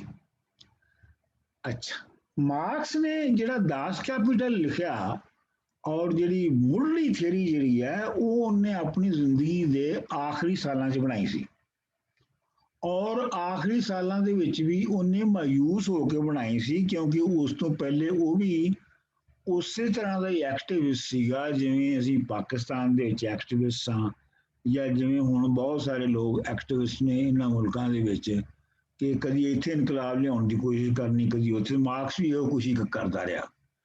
ਫਿਰ ਉਹਨੂੰ ਇੱਕ ਸਟੇਜ ਤੇ ਜਾ ਕੇ ਸਮਝ ਆਈ ਕਿ ਮੈਂ ਇੰਨੀ ਕੋਸ਼ਿਸ਼ਾਂ ਕੀਤੀਆਂ ਨੇ, ਇੰਨੀ ਮਿਹਨਤ ਕੀਤੀ, ਮੈਂ ਕਾਮਯਾਬ ਕਿਉਂ ਨਹੀਂ ਹੋਇਆ। ਫਿਰ ਉਹਨੇ ਬਾਕਾਇਦਾ ਜਿਹੜੀ ਇਕਨੋਮਿਕਸ ਸੀ, ਔਰ ਖਾਸ ਤੌਰ ਤੇ ਕਲਾਸੀਕਲ ਇਕਨੋਮਿਕਸ, ਜਿਹੜੀ ਐਡਮ ਸਮਿਥ ਤੋਂ ਲੈ ਕੇ ਰਿਕਾਰਡੋ ਤੱਕ ਉਸ ਵੇਲੇ ਤੱਕ ਆ ਚੁੱਕੀ ਸੀ, ਉਹਦਾ ਉਹਨੇ ਕੋਈ ਉਹਦੇ ਜਿਹੜੇ ਨੋਟਸ ਸਨ ਉਹ ਕਈ ਹਜ਼ਾਰ ਸਫ਼ੇ ਦੇ ਸਨ, ਜਿਹੜੇ ਉਹਨੇ ਨੋਟਸ ਹੀ ਲਏ ਉਹਨਾਂ ਦੀ ਪੜ੍ਹਾਈ ਤੋਂ।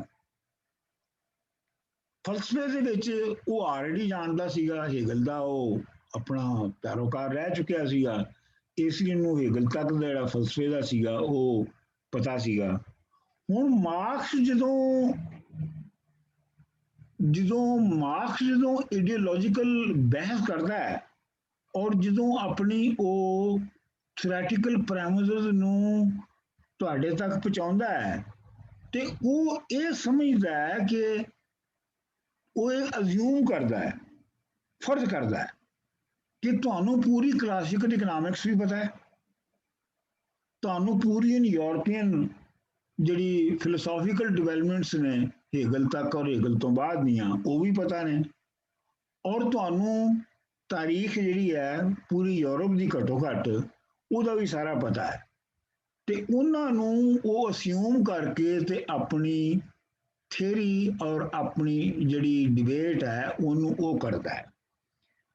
ਹੁਣ ਮਸਲਾ ਇਹ ਹੈਗਾ ਕਿ ਜਿਹੜੇ ਸਾਡੇ ਮੁਲਕ ਨੇ, ਜਿਵੇਂ ਪਾਕਿਸਤਾਨ ਹੈ, ਹਿੰਦੁਸਤਾਨ ਦਾ ਮੈਂ ਉਹਨਾਂ ਨਹੀਂ ਵਾਕਿਫ ਹੈਗਾ, ਕਮ ਅਜ਼ ਕਮ ਪਾਕਿਸਤਾਨ ਦੀ ਹੱਦ ਤੱਕ ਮੈਨੂੰ ਪਤਾ ਹੈਗਾ, ਉਹ ਖੈਰ ਤੇ ਅਮਰੀਕਾ ਦੇ ਵਿੱਚ ਵੀ ਉਹ ਕੁਛ ਹੀ ਹੈ ਕਿ ਮਾਰਕਸਿਸਟ ਜਿਹੜੇ ਹੋਏ ਉਹਨਾਂ ਵਿੱਚੋਂ ਨਾ ਕਿਸੇ ਨੂੰ ਇਕਨੋਮਿਕਸ ਆਉਂਦੀ ਸੀ ਤੇ ਨਾ ਹੀ ਕਿਸੇ ਨੂੰ ਫਲਸਫਾ ਆਉਂਦਾ ਸੀ। ਨਾ ਹੀ ਉਹਨਾਂ ਨੇ ਇਕਨੋਮਿਕਸ ਨੂੰ ਉਂਝ ਪੜ੍ਹਿਆ ਸੀ ਜਿਵੇਂ ਮਾਰਕਸ ਨੇ ਪੜ੍ਹਿਆ ਸੀ ਬਾਕਾਇਦਾ ਤਰੀਕੇ ਦੇ ਨਾਲ, ਤੇ ਨਾ ਹੀ ਉਹਨਾਂ ਨੇ ਫਲਸਫੇ ਨੂੰ ਉਵੇਂ ਪੜ੍ਹਿਆ ਸੀ ਜਿਵੇਂ ਮਾਰਕਸ ਨੇ ਪੜ੍ਹਿਆ ਸੀ। ਅਲਬੱਤਾ ਉਹਨਾਂ 'ਚ ਐਕਸੈਪਸ਼ਨ ਜਿਹੜੀ ਸੀ ਉਹ ਸਿਰਫ ਲੈਨਨ ਸੀ, ਕਿ ਲੈਨਨ ਨੇ ਉਹਨੂੰ ਸਾਰੇ ਨੂੰ ਆਪਣਾ ਦੁਬਾਰਾ ਤੋਂ ਪੜ੍ਹਿਆ ਹੋਇਆ ਸੀ, ਲੇਕਿਨ ਲੈਨਨ ਵੀ ਉਹਦੇ 'ਚ ਬ੍ਰੇਕ ਥਰੂ ਕਿਉਂ ਨਾ ਕਰ ਸਕਿਆ, ਇਹ ਇੱਕ ਅਲੱਗ ਬਹਿਸ ਹੈ ਕਿ ਲੈਨਨ ਜਿਹੜਾ ਹੈ ਉਹਨੇ ਉਹਦੀਆਂ ਇਨੋਵੇਸ਼ਨਸ ਜਿਹੜੀਆਂ ਸਨ ਉਹ ਕਿਉਂ ਲਿਮਿਟਡ ਰਹੀਆਂ, ਇਹ ਇੱਕ ਵੱਖਰੀ ਬਹਿਸ ਹੈ। ਲੇਕਿਨ ਇੱਥੇ ਮੇਰਾ ਕਹਿਣ ਦਾ ਮਤਲਬ ਇਹ ਹੈ ਕਿ ਮਾਰਕਸਿਜ਼ਮ ਦੇ ਜਿਹੜੇ ਮਾਰਕਸਿਜ਼ਮ ਦੇ ਬਤੌਰ ਸਾਇੰਸ ਦੇ ਜਿਹੜੇ ਪ੍ਰੀਰਿਕੁਇਜ਼ਿਟ ਨੇ, ਉਹ ਜੇ ਤੁਹਾਨੂੰ ਨਹੀਂ ਪਤਾ ਤੇ ਤੁਸੀਂ ਉਹਨੂੰ ਸਾਇੰਟੀਫਿਕ ਨੌਲੇਜ ਦੇ ਤੌਰ ਤੇ ਸਮਝ ਨਹੀਂ ਸਕਦੇ ਹੋ। ਤੁਸੀਂ ਇੰਝ ਹੀ ਸਮਝ ਲਓ ਕਿ ਜੇ ਤੁਸੀਂ 11ਵੀਂ ਤੋਂ ਲੈ ਕੇ ਜਮਾਤ ਤੋਂ ਲੈ ਕੇ ਤੇ ਤੁਸੀਂ 16ਵੀਂ ਜਮਾਤ ਤੱਕ ਫਿਜ਼ਿਕਸ ਨਹੀਂ ਪੜ੍ਹੀ ਤੇ ਤੁਸੀਂ ਫਿਜ਼ਿਕਸ ਦੀ PhD ਨਹੀਂ ਕਰ ਸਕਦੇ। ਮਾਰਕਸਿਜ਼ਮ ਦਾ ਵੀ ਉਹੀ ਹਾਲ ਹੈ ਕਿ ਜੇ ਤੁਸੀਂ ਬੇਸਿਕ ਜਿਹੜੇ ਰਿਕੁਆਇਰਡ ਫੀਲਡਸ ਨੇ ਉਹਨਾਂ ਦੇ ਵਿੱਚ ਤੁਹਾਡੇ ਕੋਲ ਸਫੀਸ਼ੀਐਂਟ ਨੌਲੇਜ ਨਹੀਂ ਹੈਗਾ, ਸਫੀਸ਼ੀਐਂਟ ਤੁਹਾਡੀ ਬੈਕਗ੍ਰਾਉਂਡ ਨਹੀਂ ਹੈਗੀ, ਤੇ ਤੁਸੀਂ ਮਾਰਕਸਿਜ਼ਮ ਨੂੰ ਬਤੌਰ ਸਾਇੰਸ ਦੇ ਨਹੀਂ ਸਮਝ ਸਕਦੇ ਹੋ। ਸਵਾਲ ਹੀ ਪੈਦਾ ਨਹੀਂ ਹੁੰਦਾ, ਕੋਈ ਤਰੀਕਾ ਹੀ ਨਹੀਂ ਹੈ। ਮੈਂ ਆਪਣੀ ਤੁਹਾਨੂੰ ਜ਼ਾਤੀ ਮਿਸਾਲ ਦੱਸ ਸਕਦਾ ਹੈ ਕਿ ਮੈਂ ਫਲਸਫਾ ਦੇ ਖੈਰ ਮੈਂ ਥੋੜਾ ਬਹੁਤ ਪਾਕਿਸਤਾਨ 'ਚ ਪੜ੍ਹਿਆ ਵੀ ਸੀ, ਪੜ੍ਹਾ ਵੀ ਰਿਹਾ ਸਾਂ, ਤੇ ਉਹ ਕੋਈ ਅੰਦਾਜ਼ਾ ਹੈ ਸੀ ਪਰ ਇੰਨਾ ਕੋਈ ਗਹਿਰਾ ਨਹੀਂ ਸੀ ਪਤਾ ਹੈਗਾ ਫਲਸਫੇ ਦਾ ਵੀ, ਤੇ ਇਕਨੋਮਿਕਸ ਦਾ ਤੇ ਖੈਰ ਬਿਲਕੁਲ ਹੀ ਨਹੀਂ ਸੀ ਪਤਾ ਮੈਨੂੰ ਉਸ ਵੇਲੇ। ਤੇ ਜਦੋਂ ਮੈਂ ਅਮਰੀਕਾ ਆ ਕੇ ਤੇ ਇਕਨੋਮਿਕਸ ਦੇ ਵਿੱਚ PhD ਕੀਤੀ, ਤੇ ਜਦੋਂ ਮੈਂ 3 ਸਾਲ ਦਾ ਆਪਣਾ ਕੋਰਸ ਵਰਕ ਮੁਕਾਇਆ, ਸਾਰੀ ਕਲਾਸੀਕਲ ਨਿਊ ਕਲਾਸੀਕਲ ਇਕਨੋਮਿਕਸ ਮੈਂ ਚੰਗੀ ਤਰ੍ਹਾਂ ਪੜ੍ਹ ਲਈ, ਤੇ ਫਿਰ ਮੈਂ ਦੁਬਾਰਾ ਮੈਂ ਮਾਰਕਸ ਨੂੰ ਪੜ੍ਹਿਆ। ਮੈਂ ਦਾਸ ਕੈਪੀਟਲ ਪੂਰਾ ਪੜ੍ਹਿਆ, ਉਹਦੀਆਂ ਬਾਕੀ ਜਿੰਨੀਆਂ ਵੀ ਕਿਤਾਬਾਂ ਸਨ ਅਲਫ ਤੋਂ ਲੈ ਕੇ ਧਈਏ ਤੱਕ ਪੜ੍ਹੀਆਂ, ਔਰ ਫਿਰ ਉਹਨਾਂ ਨੂੰ ਪੜ੍ਹ ਕੇ ਤੇ ਮੇਰਾ ਇਹ ਵਿਊ ਸੀ ਕਿ ਜੇ ਇਹ ਸਾਰਾ ਕੁਝ ਮੈਂ 1970 ਵਿੱਚ ਪੜ੍ਹਿਆ ਹੁੰਦਾ ਔਰ ਮੈਨੂੰ ਉਨੀ ਸਮਝ ਹੁੰਦੀ ਜਿੰਨੀ ਹੁਣ ਆਈ ਹੈ, ਤੇ ਮੈਂ ਉਹ ਉਸ ਤਰ੍ਹਾਂ ਦੀ ਐਕਟਿਵਿਜ਼ਮ ਨਹੀਂ ਸੀ ਕਰਨੀ ਜੋ ਮੈਂ ਐਕਟਿਵਿਜ਼ਮ ਕੀਤੀ। ਐਕਟਿਵਿਜ਼ਮ ਮੈਂ ਕੀ ਕੀਤੀ? ਐਕਟਿਵਿਜ਼ਮ ਮੈਂ ਇਹੋ ਹੀ ਕੀਤੀ ਨਾ ਕਿ ਜੀ ਮੈਂ ਮਾਰਕਸਿਜ਼ਮ ਨੂੰ ਜਾਂ ਸੋਸ਼ਲਿਜ਼ਮ ਨੂੰ ਇੱਕ ਮਸਾਵਾਤ ਦਾ ਮਜ਼ਹਬ ਮੰਨ ਕੇ ਤੇ ਉਹਨੂੰ ਮੈਂ ਲੋਕਾਂ ਤੱਕ ਪਹੁੰਚਾਉਣ ਦੀ ਕੋਸ਼ਿਸ਼ ਕੀਤੀ। ਮੈਂ ਇਹ ਨਹੀਂ ਦੇਖਿਆ ਕਿ ਉਸ ਮੁਆਸ਼ਰੇ ਦੇ ਹਾਲਾਤ ਕੀ ਨੇ, ਉਹਦਾ ਅੱਗਾ ਪਿੱਛਾ ਕੀ ਹੈ, ਉਹ ਕਿਹੜੀ ਮੰਜ਼ਿਲ ਤੇ ਖੜੀ ਹੈ, ਉਸ ਮੰਜ਼ਿਲ 'ਚ ਕੀ ਹੋ ਸਕਦਾ ਹੈ, ਕੀ ਨਹੀਂ ਹੋ ਸਕਦਾ, ਇਹ ਮੈਂ ਉਸ ਵੇਲੇ ਤਜਜ਼ੀਆ ਨਹੀਂ ਕੀਤਾ, ਇਹਦਾ ਐਨਾਲਿਸਿਸ ਮੈਂ ਨਹੀਂ ਕੀਤਾ। ਮੇਰਾ ਆਪਣਾ ਇਹ ਖਿਆਲ ਹੈ, ਜਿੱਥੋਂ ਤੱਕ ਮੈਂ ਵੀ ਜਾਣਨਾ ਹੈ, ਸੀਅਰ ਅਸਲਮ ਨੇ ਮੇਰਾ ਖਿਆਲ ਇਕਨੋਮਿਕਸ ਪੜ੍ਹੀ ਸੀ, ਤੇ ਇਸ ਵਾਸਤੇ ਉਹਨੂੰ ਬਹੁਤ ਅਕੈਡੈਮਿਕ ਵੀ ਕਹਿੰਦੇ ਸਨ, ਜਿਵੇਂ ਲੈਫਟ ਲੀਡਰਾਂ ਵਿੱਚੋਂ। ਬਾਕੀ ਕਿਸੇ ਨੇ ਨਾ ਇਕਨੋਮਿਕਸ ਪੜ੍ਹੀ ਸੀ, ਨਾ ਫਲਸਫਾ ਪੜ੍ਹਿਆ ਸੀ, ਨਾ ਯੂਰਪੀਅਨ ਹਿਸਟਰੀ ਪੜ੍ਹੀ ਸੀ। ਨਤੀਜਾ ਇਹ ਹੈ ਕਿ ਉਹਨਾਂ ਨੇ ਮਾਰਕਸਮ ਦਾ ਜਿਹੜਾ ਹੈ ਸੀ ਨਾ, ਉਹ ਮੈਨੀਫੈਸਟੋ, ਜਿਹੜਾ ਕਮਿਊਨਿਸਟ ਪਾਰਟੀ ਦਾ ਜਿਹੜਾ ਮੈਨੀਫੈਸਟੋ ਹੈ, ਉਹ ਪੜ੍ਹ ਲਿਆ ਸੀ ਔਰ ਮੋਟੀਆਂ ਗੱਲਾਂ ਸਿੱਖ ਲਈਆਂ ਸਨ ਕਿ ਜੀ ਇਹਦੇ ਵਿੱਚ ਬਰਾਬਰੀ ਹੋਏਗੀ, ਮਜ਼ਦੂਰ ਨੂੰ ਉਹਦਾ ਬਰਾਬਰ ਦਾ ਹਿੱਸਾ ਮਿਲੇਗਾ, ਕੋਈ ਸਰਮਾਇਆਦਾਰ ਨਹੀਂ ਹੋਏਗਾ, ਕੋਈ ਜਾਗੀਰਦਾਰ ਨਹੀਂ ਹੋਏਗਾ, ਵਗੈਰਾ ਵਗੈਰਾ। ਉਹ ਇੱਕ ਵੈਲਫੇਅਰ ਜਿਹਾ ਸਿਸਟਮ ਦਾ ਆਪਣੇ ਜ਼ਿਹਨ ਦੇ ਵਿੱਚ ਨਕਸ਼ਾ ਬਣਾ ਕੇ ਤੇ ਉਹ ਅਸੀਂ ਲੋਕਾਂ ਤੱਕ ਪਹੁੰਚਾ ਰਹੇ ਸਾਂ। ਲੇਕਿਨ ਸਾਨੂੰ ਖੁਦ ਸਾਇੰਟੀਫਿਕਲੀ ਉਸ ਥਿਊਰੀ ਦਾ ਪਤਾ ਨਹੀਂ ਸੀ ਹੈਗਾ। ਅਗਰ ਪਤਾ ਹੁੰਦਾ ਤੇ ਅਸੀਂ ਉਸ ਵੇਲੇ ਜਿਹੜੀ 1970 ਦੇ ਵਿੱਚ ਪਾਕਿਸਤਾਨ ਦੀ ਸੁਸਾਇਟੀ ਸੀ ਉਹਦਾ ਤਜਜ਼ੀਆ ਕਰਦੇ ਕਿ ਸੁਸਾਇਟੀ ਕਿੱਥੇ ਹੈ। ਸੁਸਾਇਟੀ ਦੇ ਢੱਗਿਆਂ ਦੇ ਨਾਲ ਆਪਣਾ ਜ਼ਮੀਨਾਂ ਵਾਹ ਰਹੀ ਹੈ ਤੇ ਕਿਆ ਇਸ ਢੱਗਿਆਂ ਨਾਲ ਵਾਹੁਣ ਵਾਲੀ ਜ਼ਮੀਨ ਜਿਹੜੀ ਹੈ, ਜਦੋਂ ਲੋਕ ਉਸ ਸਟੇਜ ਤੇ ਨੇ, ਤੇ ਕਿਆ ਇਹ ਸੋਸ਼ਲਿਜ਼ਮ ਦੀ ਸਟੇਜ ਤੇ ਆ ਸਕਦੇ ਨੇ? ਕਿਆ ਸਿਰਫ ਸਾਡੀ ਆਵਾਜ਼ ਦੇ ਨਾਲ ਆ ਸਕਦੇ ਨੇ? ਕਿਆ ਅਸੀਂ ਤਨਜ਼ੀਮੀ ਤੌਰ ਤੇ ਲੋਕਾਂ ਨੂੰ ਉਭਾਰੀਏ ਤੇ ਉਹ ਸੋਸ਼ਲਿਜ਼ਮ ਲੈ ਆਉਣਗੇ? ਯਾਨੀ ਮਟੀਰੀਅਲ ਸਰਕਮਸਟੈਂਸਸ ਦੇ ਮੌਜੂਦ ਨਹੀਂ ਹੈਗੇ। ਮਟੀਰੀਅਲ ਸਰਕਮਸਟੈਂਸ ਤੇ ਹੋਣੇ ਸਨ ਕਿ ਜੀ ਉੱਥੇ ਕੈਪੀਟਲਿਜ਼ਮ ਔਰ ਇੰਡਸਟਰੀਅਲਾਈਜੇਸ਼ਨ ਪੂਰੀ ਹੋ ਚੁੱਕੀ ਹੁੰਦੀ, ਤੇ ਕਿਆ ਸਿਰਫ ਸਾਡੀ ਆਵਾਜ਼ ਨਾਲ ਆ ਜਾਣਾ ਸੋਸ਼ਲਿਜ਼ਮ ਨੇ? ਜ਼ਾਹਰ ਗੱਲ ਹੈ ਆਵਾਜ਼ਾਂ ਦੇ ਨਾਲ ਤਾਂ ਨਹੀਂ ਹੁੰਦਾ, ਤੇ ਆਵਾਜ਼ ਨਾਲ ਆਇਆ ਵੀ ਨਹੀਂ। ਤੋ ਉਹਦੇ ਵਿੱਚ ਜਿਹੜੀ ਸੋਸ਼ਲਿਜ਼ਮ ਦੀ, ਜਿਹੜਾ ਸੋਸ਼ਲਿਸਟਾਂ ਦੀ ਸਨ 1974-75 ਤੋਂ ਬਾਅਦ ਪਾਕਿਸਤਾਨ ਦੇ ਸੋਸ਼ਲਿਸਟਾਂ ਦੀ ਜਿਹੜੀ ਕੋਲੈਪਸ ਹੈ ਟੋਟਲ, ਉਹਨਾਂ ਦਾ ਤਰਾਮ ਕਰਕੇ ਡਿੱਗ ਪੈਣਾ, ਉਹਦੀ ਵਜ੍ਹਾ ਇਹ ਸੀ ਕਿ ਉਹਨਾਂ ਨੂੰ ਉਸ ਵੇਲੇ ਪਤਾ ਵੀ ਨਹੀਂ ਸੀ ਹੈ ਕਿ ਅਸੀਂ ਕਰਨਾ ਕੀ ਹੈ ਅੱਗੇ। ਪਹਿਲੇ ਤੇ ਉਹ ਭੁੱਟੋ ਦੀ ਇੱਕ ਆਮ ਜਿਹੜੀ ਵੈਲਫੇਅਰ ਦੀ ਤਹਿਰੀਕ ਚੱਲ ਰਹੀ ਸੀ ਨਾ, ਰੋਟੀ ਕਪੜਾ ਔਰ ਮਕਾਨ ਦੀ, ਤੇ ਉਹ ਰੋਟੀ ਕਪੜਾ ਮਕਾਨ ਦੇ ਨਾਰੇ ਦੇ ਗਿਰਦ ਗਿਰਦ ਜਿਹੜੇ ਆਮ ਲੋਕ ਨੇ ਉਹ ਇਕੱਠੇ ਹੋ ਗਏ ਸਨ। ਉਹਨਾਂ ਦੇ ਵਿੱਚੋਂ ਕੁਝ ਥੋੜੇ ਜ਼ਿਆਦਾ ਜਿਹੜੇ ਅੱਗੇ ਚਲੇ ਜਾਂਦੇ ਸਨ ਤੇ ਉਹ ਆਪਣੇ ਆਪ ਨੂੰ ਸੋਸ਼ਲਿਸਟ ਕਹਿਣਾ ਸ਼ੁਰੂ ਕਰ ਦਿੰਦੇ ਸਨ, ਤੇ ਉਹ ਇੰਨੇ ਕੰਮ ਦੇ ਨਾਲ ਚੱਲਦਾ ਰਿਹਾ। ਉਹ ਜਿੰਨੀ ਚਿਰ ਤੱਕ ਪੀਪਲਜ਼ ਪਾਰਟੀ ਦਾ ਚੜਾ ਰਿਹਾ, ਉਹਨਾਂ ਚਿਰ ਤੱਕ ਲੈਫਟ ਦਾ ਵੀ ਥੋੜੇ ਬਹੁਤ ਬੰਦੇ ਵੱਧਦੇ ਰਹੇ। ਜਦੋਂ ਪੀਪਲਜ਼ ਪਾਰਟੀ ਦਾ ਡਿਕਲਾਈਨ ਸ਼ੁਰੂ ਹੋ ਗਿਆ ਤੇ ਉਹਦੇ ਨਾਲ ਹੀ ਸਾਰਾ ਲੈਫਟ ਵੀ ਧੜਾਮ ਕਰਕੇ ਥੱਲੇ ਡਿੱਗ ਪਿਆ, ਕਿਉਂਕਿ ਉਹਦੇ ਕੋਲ ਐਨਾਲਿਸਿਸ ਹੀ ਨਹੀਂ ਸੀ ਹੈਗਾ। ਉਹਨੂੰ ਪਤਾ ਹੀ ਨਹੀਂ ਸੀ ਹੈਗਾ ਕਰਨਾ ਕੀ ਹੈ ਜਾਂ ਕੀ ਕਰਨਾ ਸੀ ਜਾਂ ਸਾਡੀ ਗਲਤੀ ਕੀ ਹੈ। ਚੁਨਾਚੇ ਨਤੀਜਾ ਕੀ ਨਿਕਲਿਆ ਕਿ ਜਦੋਂ ਸਾਰੀਆਂ ਤਨਜ਼ੀਮਾਂ ਟੁੱਟਣੀਆਂ ਸ਼ੁਰੂ ਹੋਈਆਂ, ਆਰਗੇਨਾਈਜੇਸ਼ਨਸ, ਤੇ ਉਹਦੇ ਤੇ ਇਲਜ਼ਾਮ ਕੀ ਲੱਗੇ ਜੀ ਫਲਾਣਾ ਬੰਦਾ ਮੁੰਡੇਬਾਜ਼ੀ ਕਰਦਾ ਹੈ, ਫਲਾਣਾ ਬੰਦਾ ਜਿਹੜਾ ਉਹ ਜੀ ਡਿਕਟੇਟਰ ਹੋ ਗਿਆ ਹੈ, ਫਲਾਣਾ। ਕਿਸੇ ਨੇ ਉਹਦਾ ਸਾਇੰਟੀਫਿਕ ਐਨਾਲਿਸਿਸ ਨਹੀਂ ਕੀਤਾ ਕਿ ਕੀ ਹੋਇਆ ਹੈ, ਕਿਉਂਕਿ ਸਾਇੰਟੀਫਿਕ ਐਨਾਲਿਸਿਸ ਕਰਨ ਦੀ ਟ੍ਰੇਨਿੰਗ ਹੀ ਨਹੀਂ ਸੀ ਹੈਗੀ, ਆਦਤ ਹੀ ਨਹੀਂ ਸੀ ਹੈਗੀ। ਹੁਣ ਤੁਸੀਂ ਆ ਜਾਓ ਮਾਡਰਨ ਜ਼ਮਾਨੇ 'ਚ, ਕਿ ਮਾਡਰਨ ਜ਼ਮਾਨੇ ਦੇ ਵਿੱਚ ਜਿਹੜਾ ਹੈ ਪਿਛਲੇ 40 ਸਾਲਾਂ ਦੇ ਵਿੱਚ Pakistani Indian society, East Punjab ਦੀ ਸੁਸਾਇਟੀ, ਇਹ ਸੁਸਾਇਟੀਆਂ ਬਹੁਤ ਜ਼ਿਆਦਾ ਤਬਦੀਲ ਹੋ ਗਈਆਂ ਨੇ। ਇਹਨਾਂ ਦੇ ਵਿੱਚ ਢੱਗਾ ਹਰ ਜਗ੍ਹਾ ਤੋਂ ਖਤਮ ਹੋ ਗਿਆ ਹੈ, ਉਹਦੇ ਥਾਂ ਤੇ ਮਸ਼ੀਨਾਂ ਆ ਗਈਆਂ ਨੇ। ਲੇਕਿਨ ਨਾਲ ਨਾਲ ਤੁਸੀਂ ਦੇਖਿਆ ਕਿ ਪੂਰੇ ਸਬ ਕੌਂਟੀਨੈਂਟ ਦੇ ਵਿੱਚ, ਪਾਕਿਸਤਾਨ ਹੋਵੇ ਜਾਂ ਹਿੰਦੁਸਤਾਨ ਹੋਵੇ ਜਾਂ ਈਸਟ ਪੰਜਾਬ ਹੋਵੇ, ਹਰ ਜਗ੍ਹਾ ਤੇ ਇੱਕ ਐਕਸਟ੍ਰੀਮਿਸਟ ਮਜ਼ਹਬ ਦੀ ਤਹਿਰੀਕ ਵੀ ਨਾਲ ਚੱਲ ਰਹੀ ਸੀ ਔਰ ਚੱਲ ਰਹੀ ਹੈ, ਹੁਣ ਤੱਕ ਚੱਲ ਰਹੀ ਹੈ। ਲਿਹਾਜ਼ਾ ਜਦੋਂ ਅਸੀਂ ਜਦੋਂ ਜੇ ਤੇ ਕੋਈ ਬਹੁਤ ਪੱਕਾ ਸੋਸ਼ਲਿਸਟ ਹੋਏਗਾ ਇਸ ਵੇਲੇ ਉੱਥੇ, ਉਹ ਕਹੇਗਾ ਜੀ, ਉਹ ਇੱਕ ਗੱਲ ਕਰਕੇ ਤੇ ਕਹਾਣੀ ਮੁਕਾ ਦੇਗਾ, ਉਹ ਜੀ ਸਾਰੀ ਸਰਮਾਇਆਦਾਰਾਂ ਦੀਆਂ ਚਾਲਾਂ ਨੇ, ਇਹ ਜਾਗੀਰਦਾਰਾਂ ਦੀਆਂ, ਜ਼ਿਮੀਂਦਾਰਾਂ ਦੀਆਂ, ਫਿਊਡਲ ਲਾਰਡਸ ਦੀਆਂ ਚਾਲਾਂ ਨੇ। ਉਹਨਾਂ ਨੇ ਹੁਣ ਲੋਕਾਂ ਨੂੰ ਮਜ਼ਹਬ ਦੇ ਪਿੱਛੇ ਲਾ ਦਿੱਤਾ ਹੈ, ਤੇ ਇਸ ਵਾਸਤੇ ਹੁਣ ਮਜ਼ਹਬ ਦੀ ਤਾਰੀਖ ਪੈਦਾ ਹੋ ਗਈ ਹੈ। ਯਾਨੀ ਉਹ ਜਿਹੜੇ ਕੋਈ 20-25 ਦਰਜਨ ਜਿਹੜੇ ਜ਼ਿਮੀਂਦਾਰ ਤੇ ਉਹਨਾਂ ਦੀ ਸਾਜ਼ਿਸ਼ ਦੇ ਨਾਲ ਇਹ ਸਾਰਾ ਕੁਝ ਹੋ ਰਿਹਾ ਹੈ। ਇੱਕ ਤੇ ਇਹ ਕਹਿਣਗੇ ਕਿ ਜੇ ਹੋਰ ਬਹੁਤ ਸਪੈਸੀਫਿਕ ਆ ਜਾਓ, ਤੇ ਪਾਕਿਸਤਾਨ ਦੇ ਵਿੱਚ ਜਿਹੜੀ ਇਸਲਾਮਾਈਜੇਸ਼ਨ ਹੈ ਉਹ ਜ਼ਿਆਉਲ ਹੱਕ ਦੇ ਜ਼ਮਾਨੇ 80 ਤੋਂ ਬਾਅਦ ਸ਼ੁਰੂ ਹੋਈ, ਬਹੁਤ ਹੀ ਜ਼ਿਆਦਾ ਸ਼ੁਰੂ ਹੋਈ।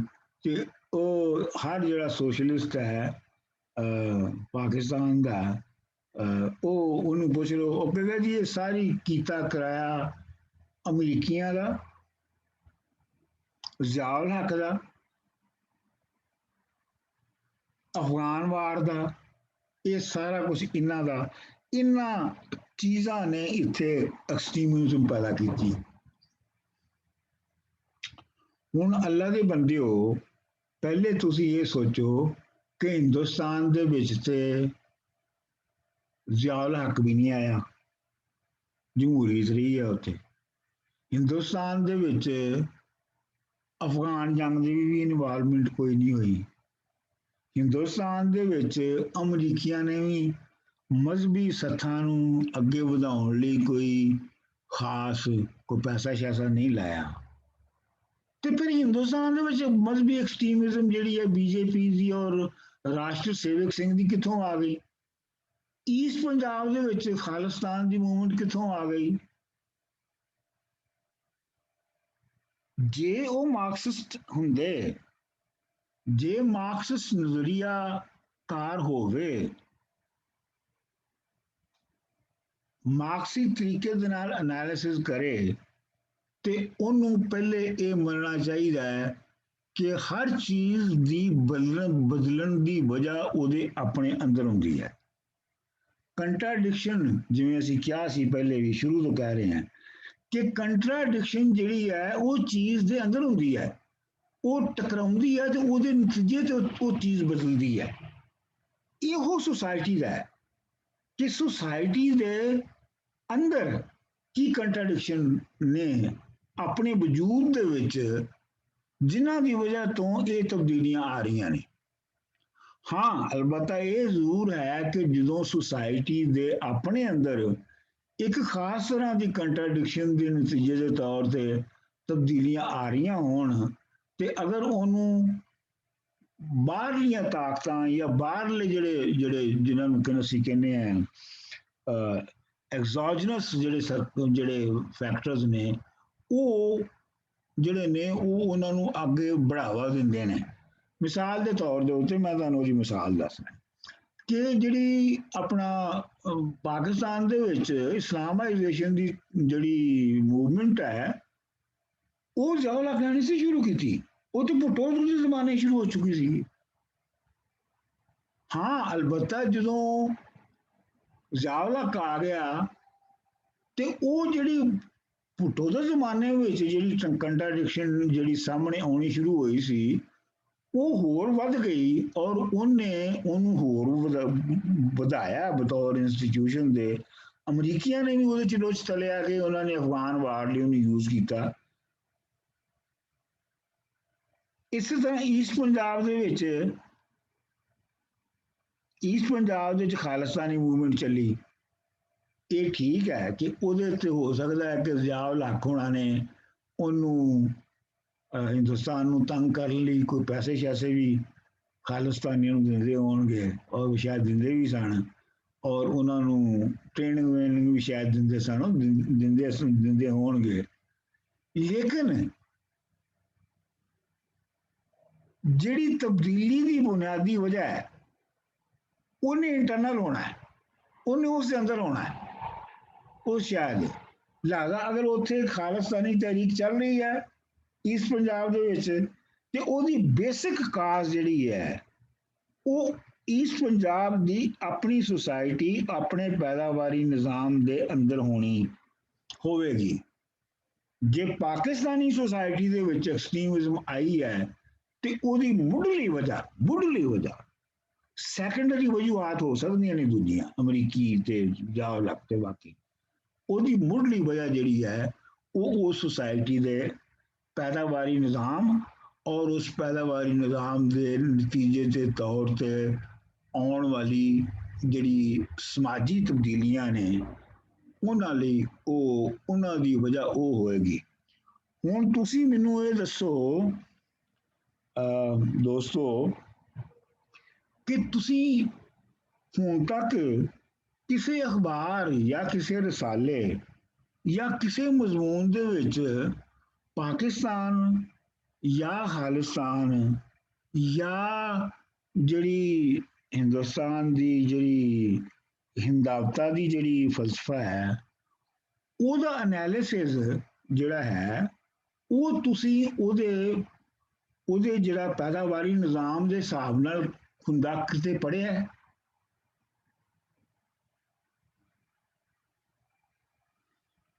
ਸਵਾਲ ਹੈ ਮੇਰਾ। ਨਹੀਂ ਦੇਖ, ਬਿਲਕੁਲ ਨਹੀਂ ਜੀ। ਅਸੀਂ ਸਿਰਫ ਇਹ ਹੈ ਕਿ ਪ੍ਰਾਈਮ ਮਿਨਿਸਟਰ ਦੀ ਇੱਕ ਤਕਰੀਰ ਸੀਗੀ ਕਿ ਜੀ ਹਿੰਦੁਤਵਾ ਬਸ ਨਾਂ ਦੀ ਹੱਦ ਹੈ, ਉਹਦਾ ਕੋਈ ਤਜਜ਼ੀਆ ਅਸੀਂ ਨਹੀਂ ਪੜ੍ਹਿਆ। ਹੈ ਵੀ ਨਹੀਂ ਹੈ ਤਜਜ਼ੀਆ, ਕਿਸੇ ਨੇ ਕੀਤਾ ਵੀ ਨਹੀਂ ਹੈ। ਲੇਕਿਨ ਸੋਸ਼ਲਿਸਟ ਪਾਰਟੀਆਂ ਅਜੇ ਵੀ ਹੈਗੀਆਂ ਨੇ, ਪਾਕਿਸਤਾਨ 'ਚ ਵੀ ਤੇ ਹਿੰਦੁਸਤਾਨ 'ਚ ਵੀ। ਕਮਿਊਨਿਸਟ ਪਾਰਟੀਆਂ ਵੀ ਹੈਗੀਆਂ ਨੇ ਹਿੰਦੁਸਤਾਨ ਪਾਕਿਸਤਾਨ ਦੇ ਵਿੱਚ। ਸਾਊਥ ਕਮਿਊਨਿਸਟ ਪਾਰਟੀ ਚੱਲ ਰਹੀ ਹੈ, ਹਾਂਜੀ, ਗਵਰਨਮੈਂਟ ਵੀ ਆਉਂਦੀਆਂ ਨੇ, ਉੱਥੇ ਕਈ ਕਮਿਊਨਿਸਟ ਪਾਰਟੀਆਂ ਨੇ, ਉੱਥੇ ਕਈ ਸੋਸ਼ਲਿਸਟ ਪਾਰਟੀਆਂ ਨੇ ਉੱਥੇ ਗਵਰਨਮੈਂਟ ਵੀ ਆਉਂਦੀਆਂ ਨੇ, ਹਿੰਦੁਸਤਾਨ 'ਚ। ਗਵਰਨਮੈਂਟਸ ਵੀ ਉਹਨਾਂ ਕੋਲ ਹੁੰਦੀਆਂ ਨੇ, ਬੜੀ ਬੜੀ ਲੰਬੀ ਦੇ। ਹਾਂਜੀ, ਔਰ ਹਿੰਦੁਸਤਾਨ ਦੇ ਵਿੱਚ ਐਡੀਆਂ ਵੱਡੀਆਂ ਨੇ ਕਿ ਉਹਨਾਂ ਕੋਲ ਹਕੂਮਤਾਂ ਵੀ ਹੈਗੀਆਂ ਨੇ।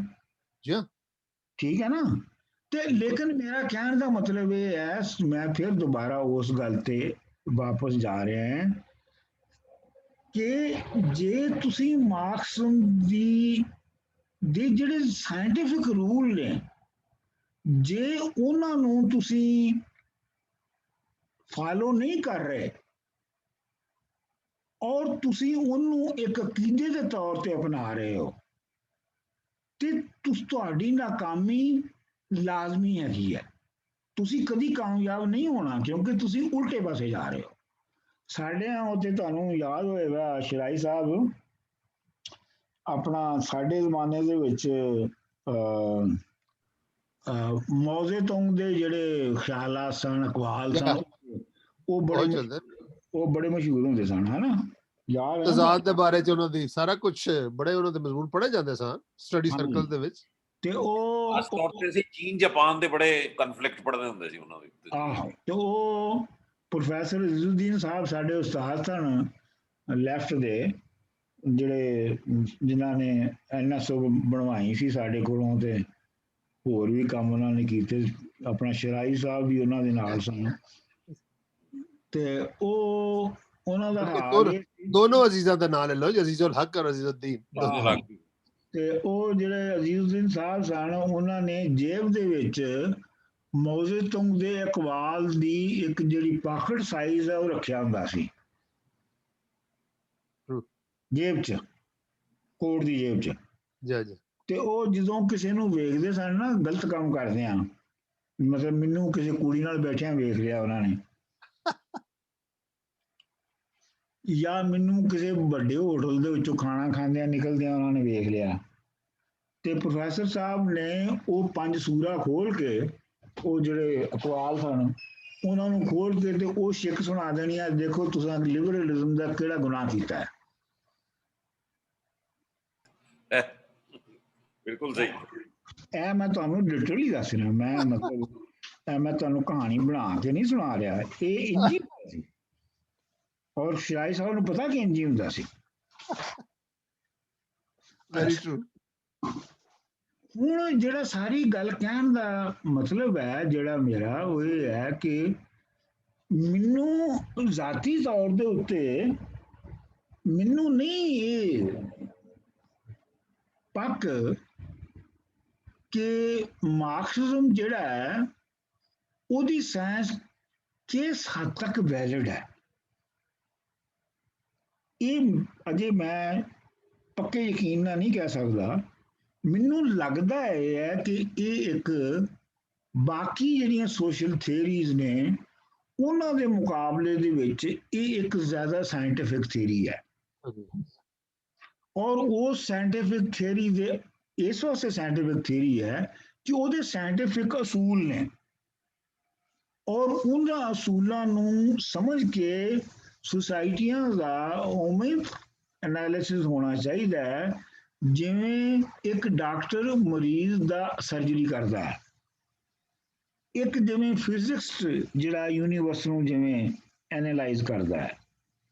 ਤੇ ਇਹਦੇ ਵਿੱਚ ਮਾਰਕਸਿਜ਼ਮ ਦੇ ਵਿੱਚ ਜੇ ਸੁਸਾਇਟੀ ਜਿਹੜੀ ਹੈ ਉਹ 2 ਸਦੀਆਂ ਦੇ ਵਿੱਚ ਬਹੁਤ ਬਦਲ ਗਈ ਹੈ, ਤੇ ਮਾਰਕਸਿਜ਼ਮ ਦੇ ਵਿੱਚ ਵੀ ਉਹ ਸਾਰੀਆਂ ਸਾਇੰਟੀਫਿਕ ਇਨੋਵੇਸ਼ਨਸ ਹੋਣੀਆਂ ਚਾਹੀਦੀਆਂ ਨੇ, ਔਰ ਸਾਨੂੰ ਜਿਹੜਾ ਹੈ ਉਹਨਾਂ ਅਸੂਲਾਂ ਦੇ ਤਹਿਤ ਜਿਹੜੀ ਹੈ ਉਹ ਦਿਖਣੀ ਚਾਹੀਦੀ ਹੈ। ਮਤਲਬ ਨਿਊਟਨ ਦਾ ਗ੍ਰੈਵਿਟੀ ਦਾ ਜਿਹੜਾ ਲਾ ਹੈ ਉਹ ਤੇ ਠੀਕ ਸਾਬਤ ਹੋ ਗਿਆ, ਠੀਕ।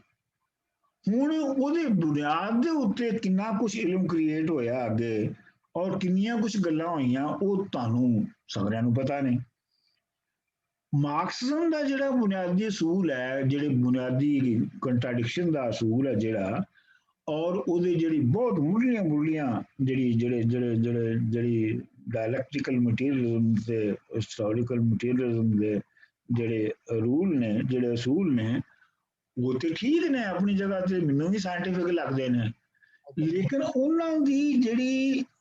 ਉਹਨਾਂ ਦੀ ਬੇਸ ਦੇ ਉੱਤੇ ਜੋ ਕੁਝ ਇਲਮ ਕ੍ਰੀਏਟ ਹੋਣਾ ਚਾਹੀਦਾ ਸੀ ਅੱਜ ਦੀ ਸੁਸਾਇਟੀ ਨੂੰ ਸਮਝਣ ਔਰ ਅੱਜ ਦੀ ਸੁਸਾਇਟੀ ਦਾ ਐਨਾਲਿਸਿਸ ਕਰਨ ਲਈ ਔਰ ਅੱਜ ਦੀ ਸੁਸਾਇਟੀ ਲਈ ਪ੍ਰਿਸਕ੍ਰਿਪਸ਼ਨ ਲਿਖਣ ਲਈ ਜੋ ਕੁਝ ਚਾਹੀਦਾ ਸੀ, ਉਹ ਮੌਜੂਦ ਨਹੀਂ ਹੈਗਾ।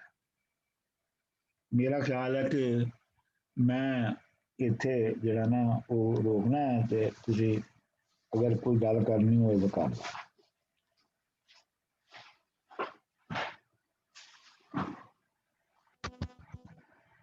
ਅੱਛਾ ਜੀ, ਇਹ ਗੱਲ ਵਾਧੇ ਰਹੇ ਕਿ ਅਸੀਂ ਮਾਰਕਸਮ ਦੇ ਅਸੂਲਾਂ ਵੱਲ ਇਸ਼ਾਰੇ ਕੀਤੇ ਨੇ, ਲੇਕਿਨ ਅਸੀਂ ਅਸੂਲ ਜਿਹੜੇ ਨੇ ਉਹ ਥਾਰੋਲੀ ਡਿਸਕਸ ਨਹੀਂ ਕੀਤੇ।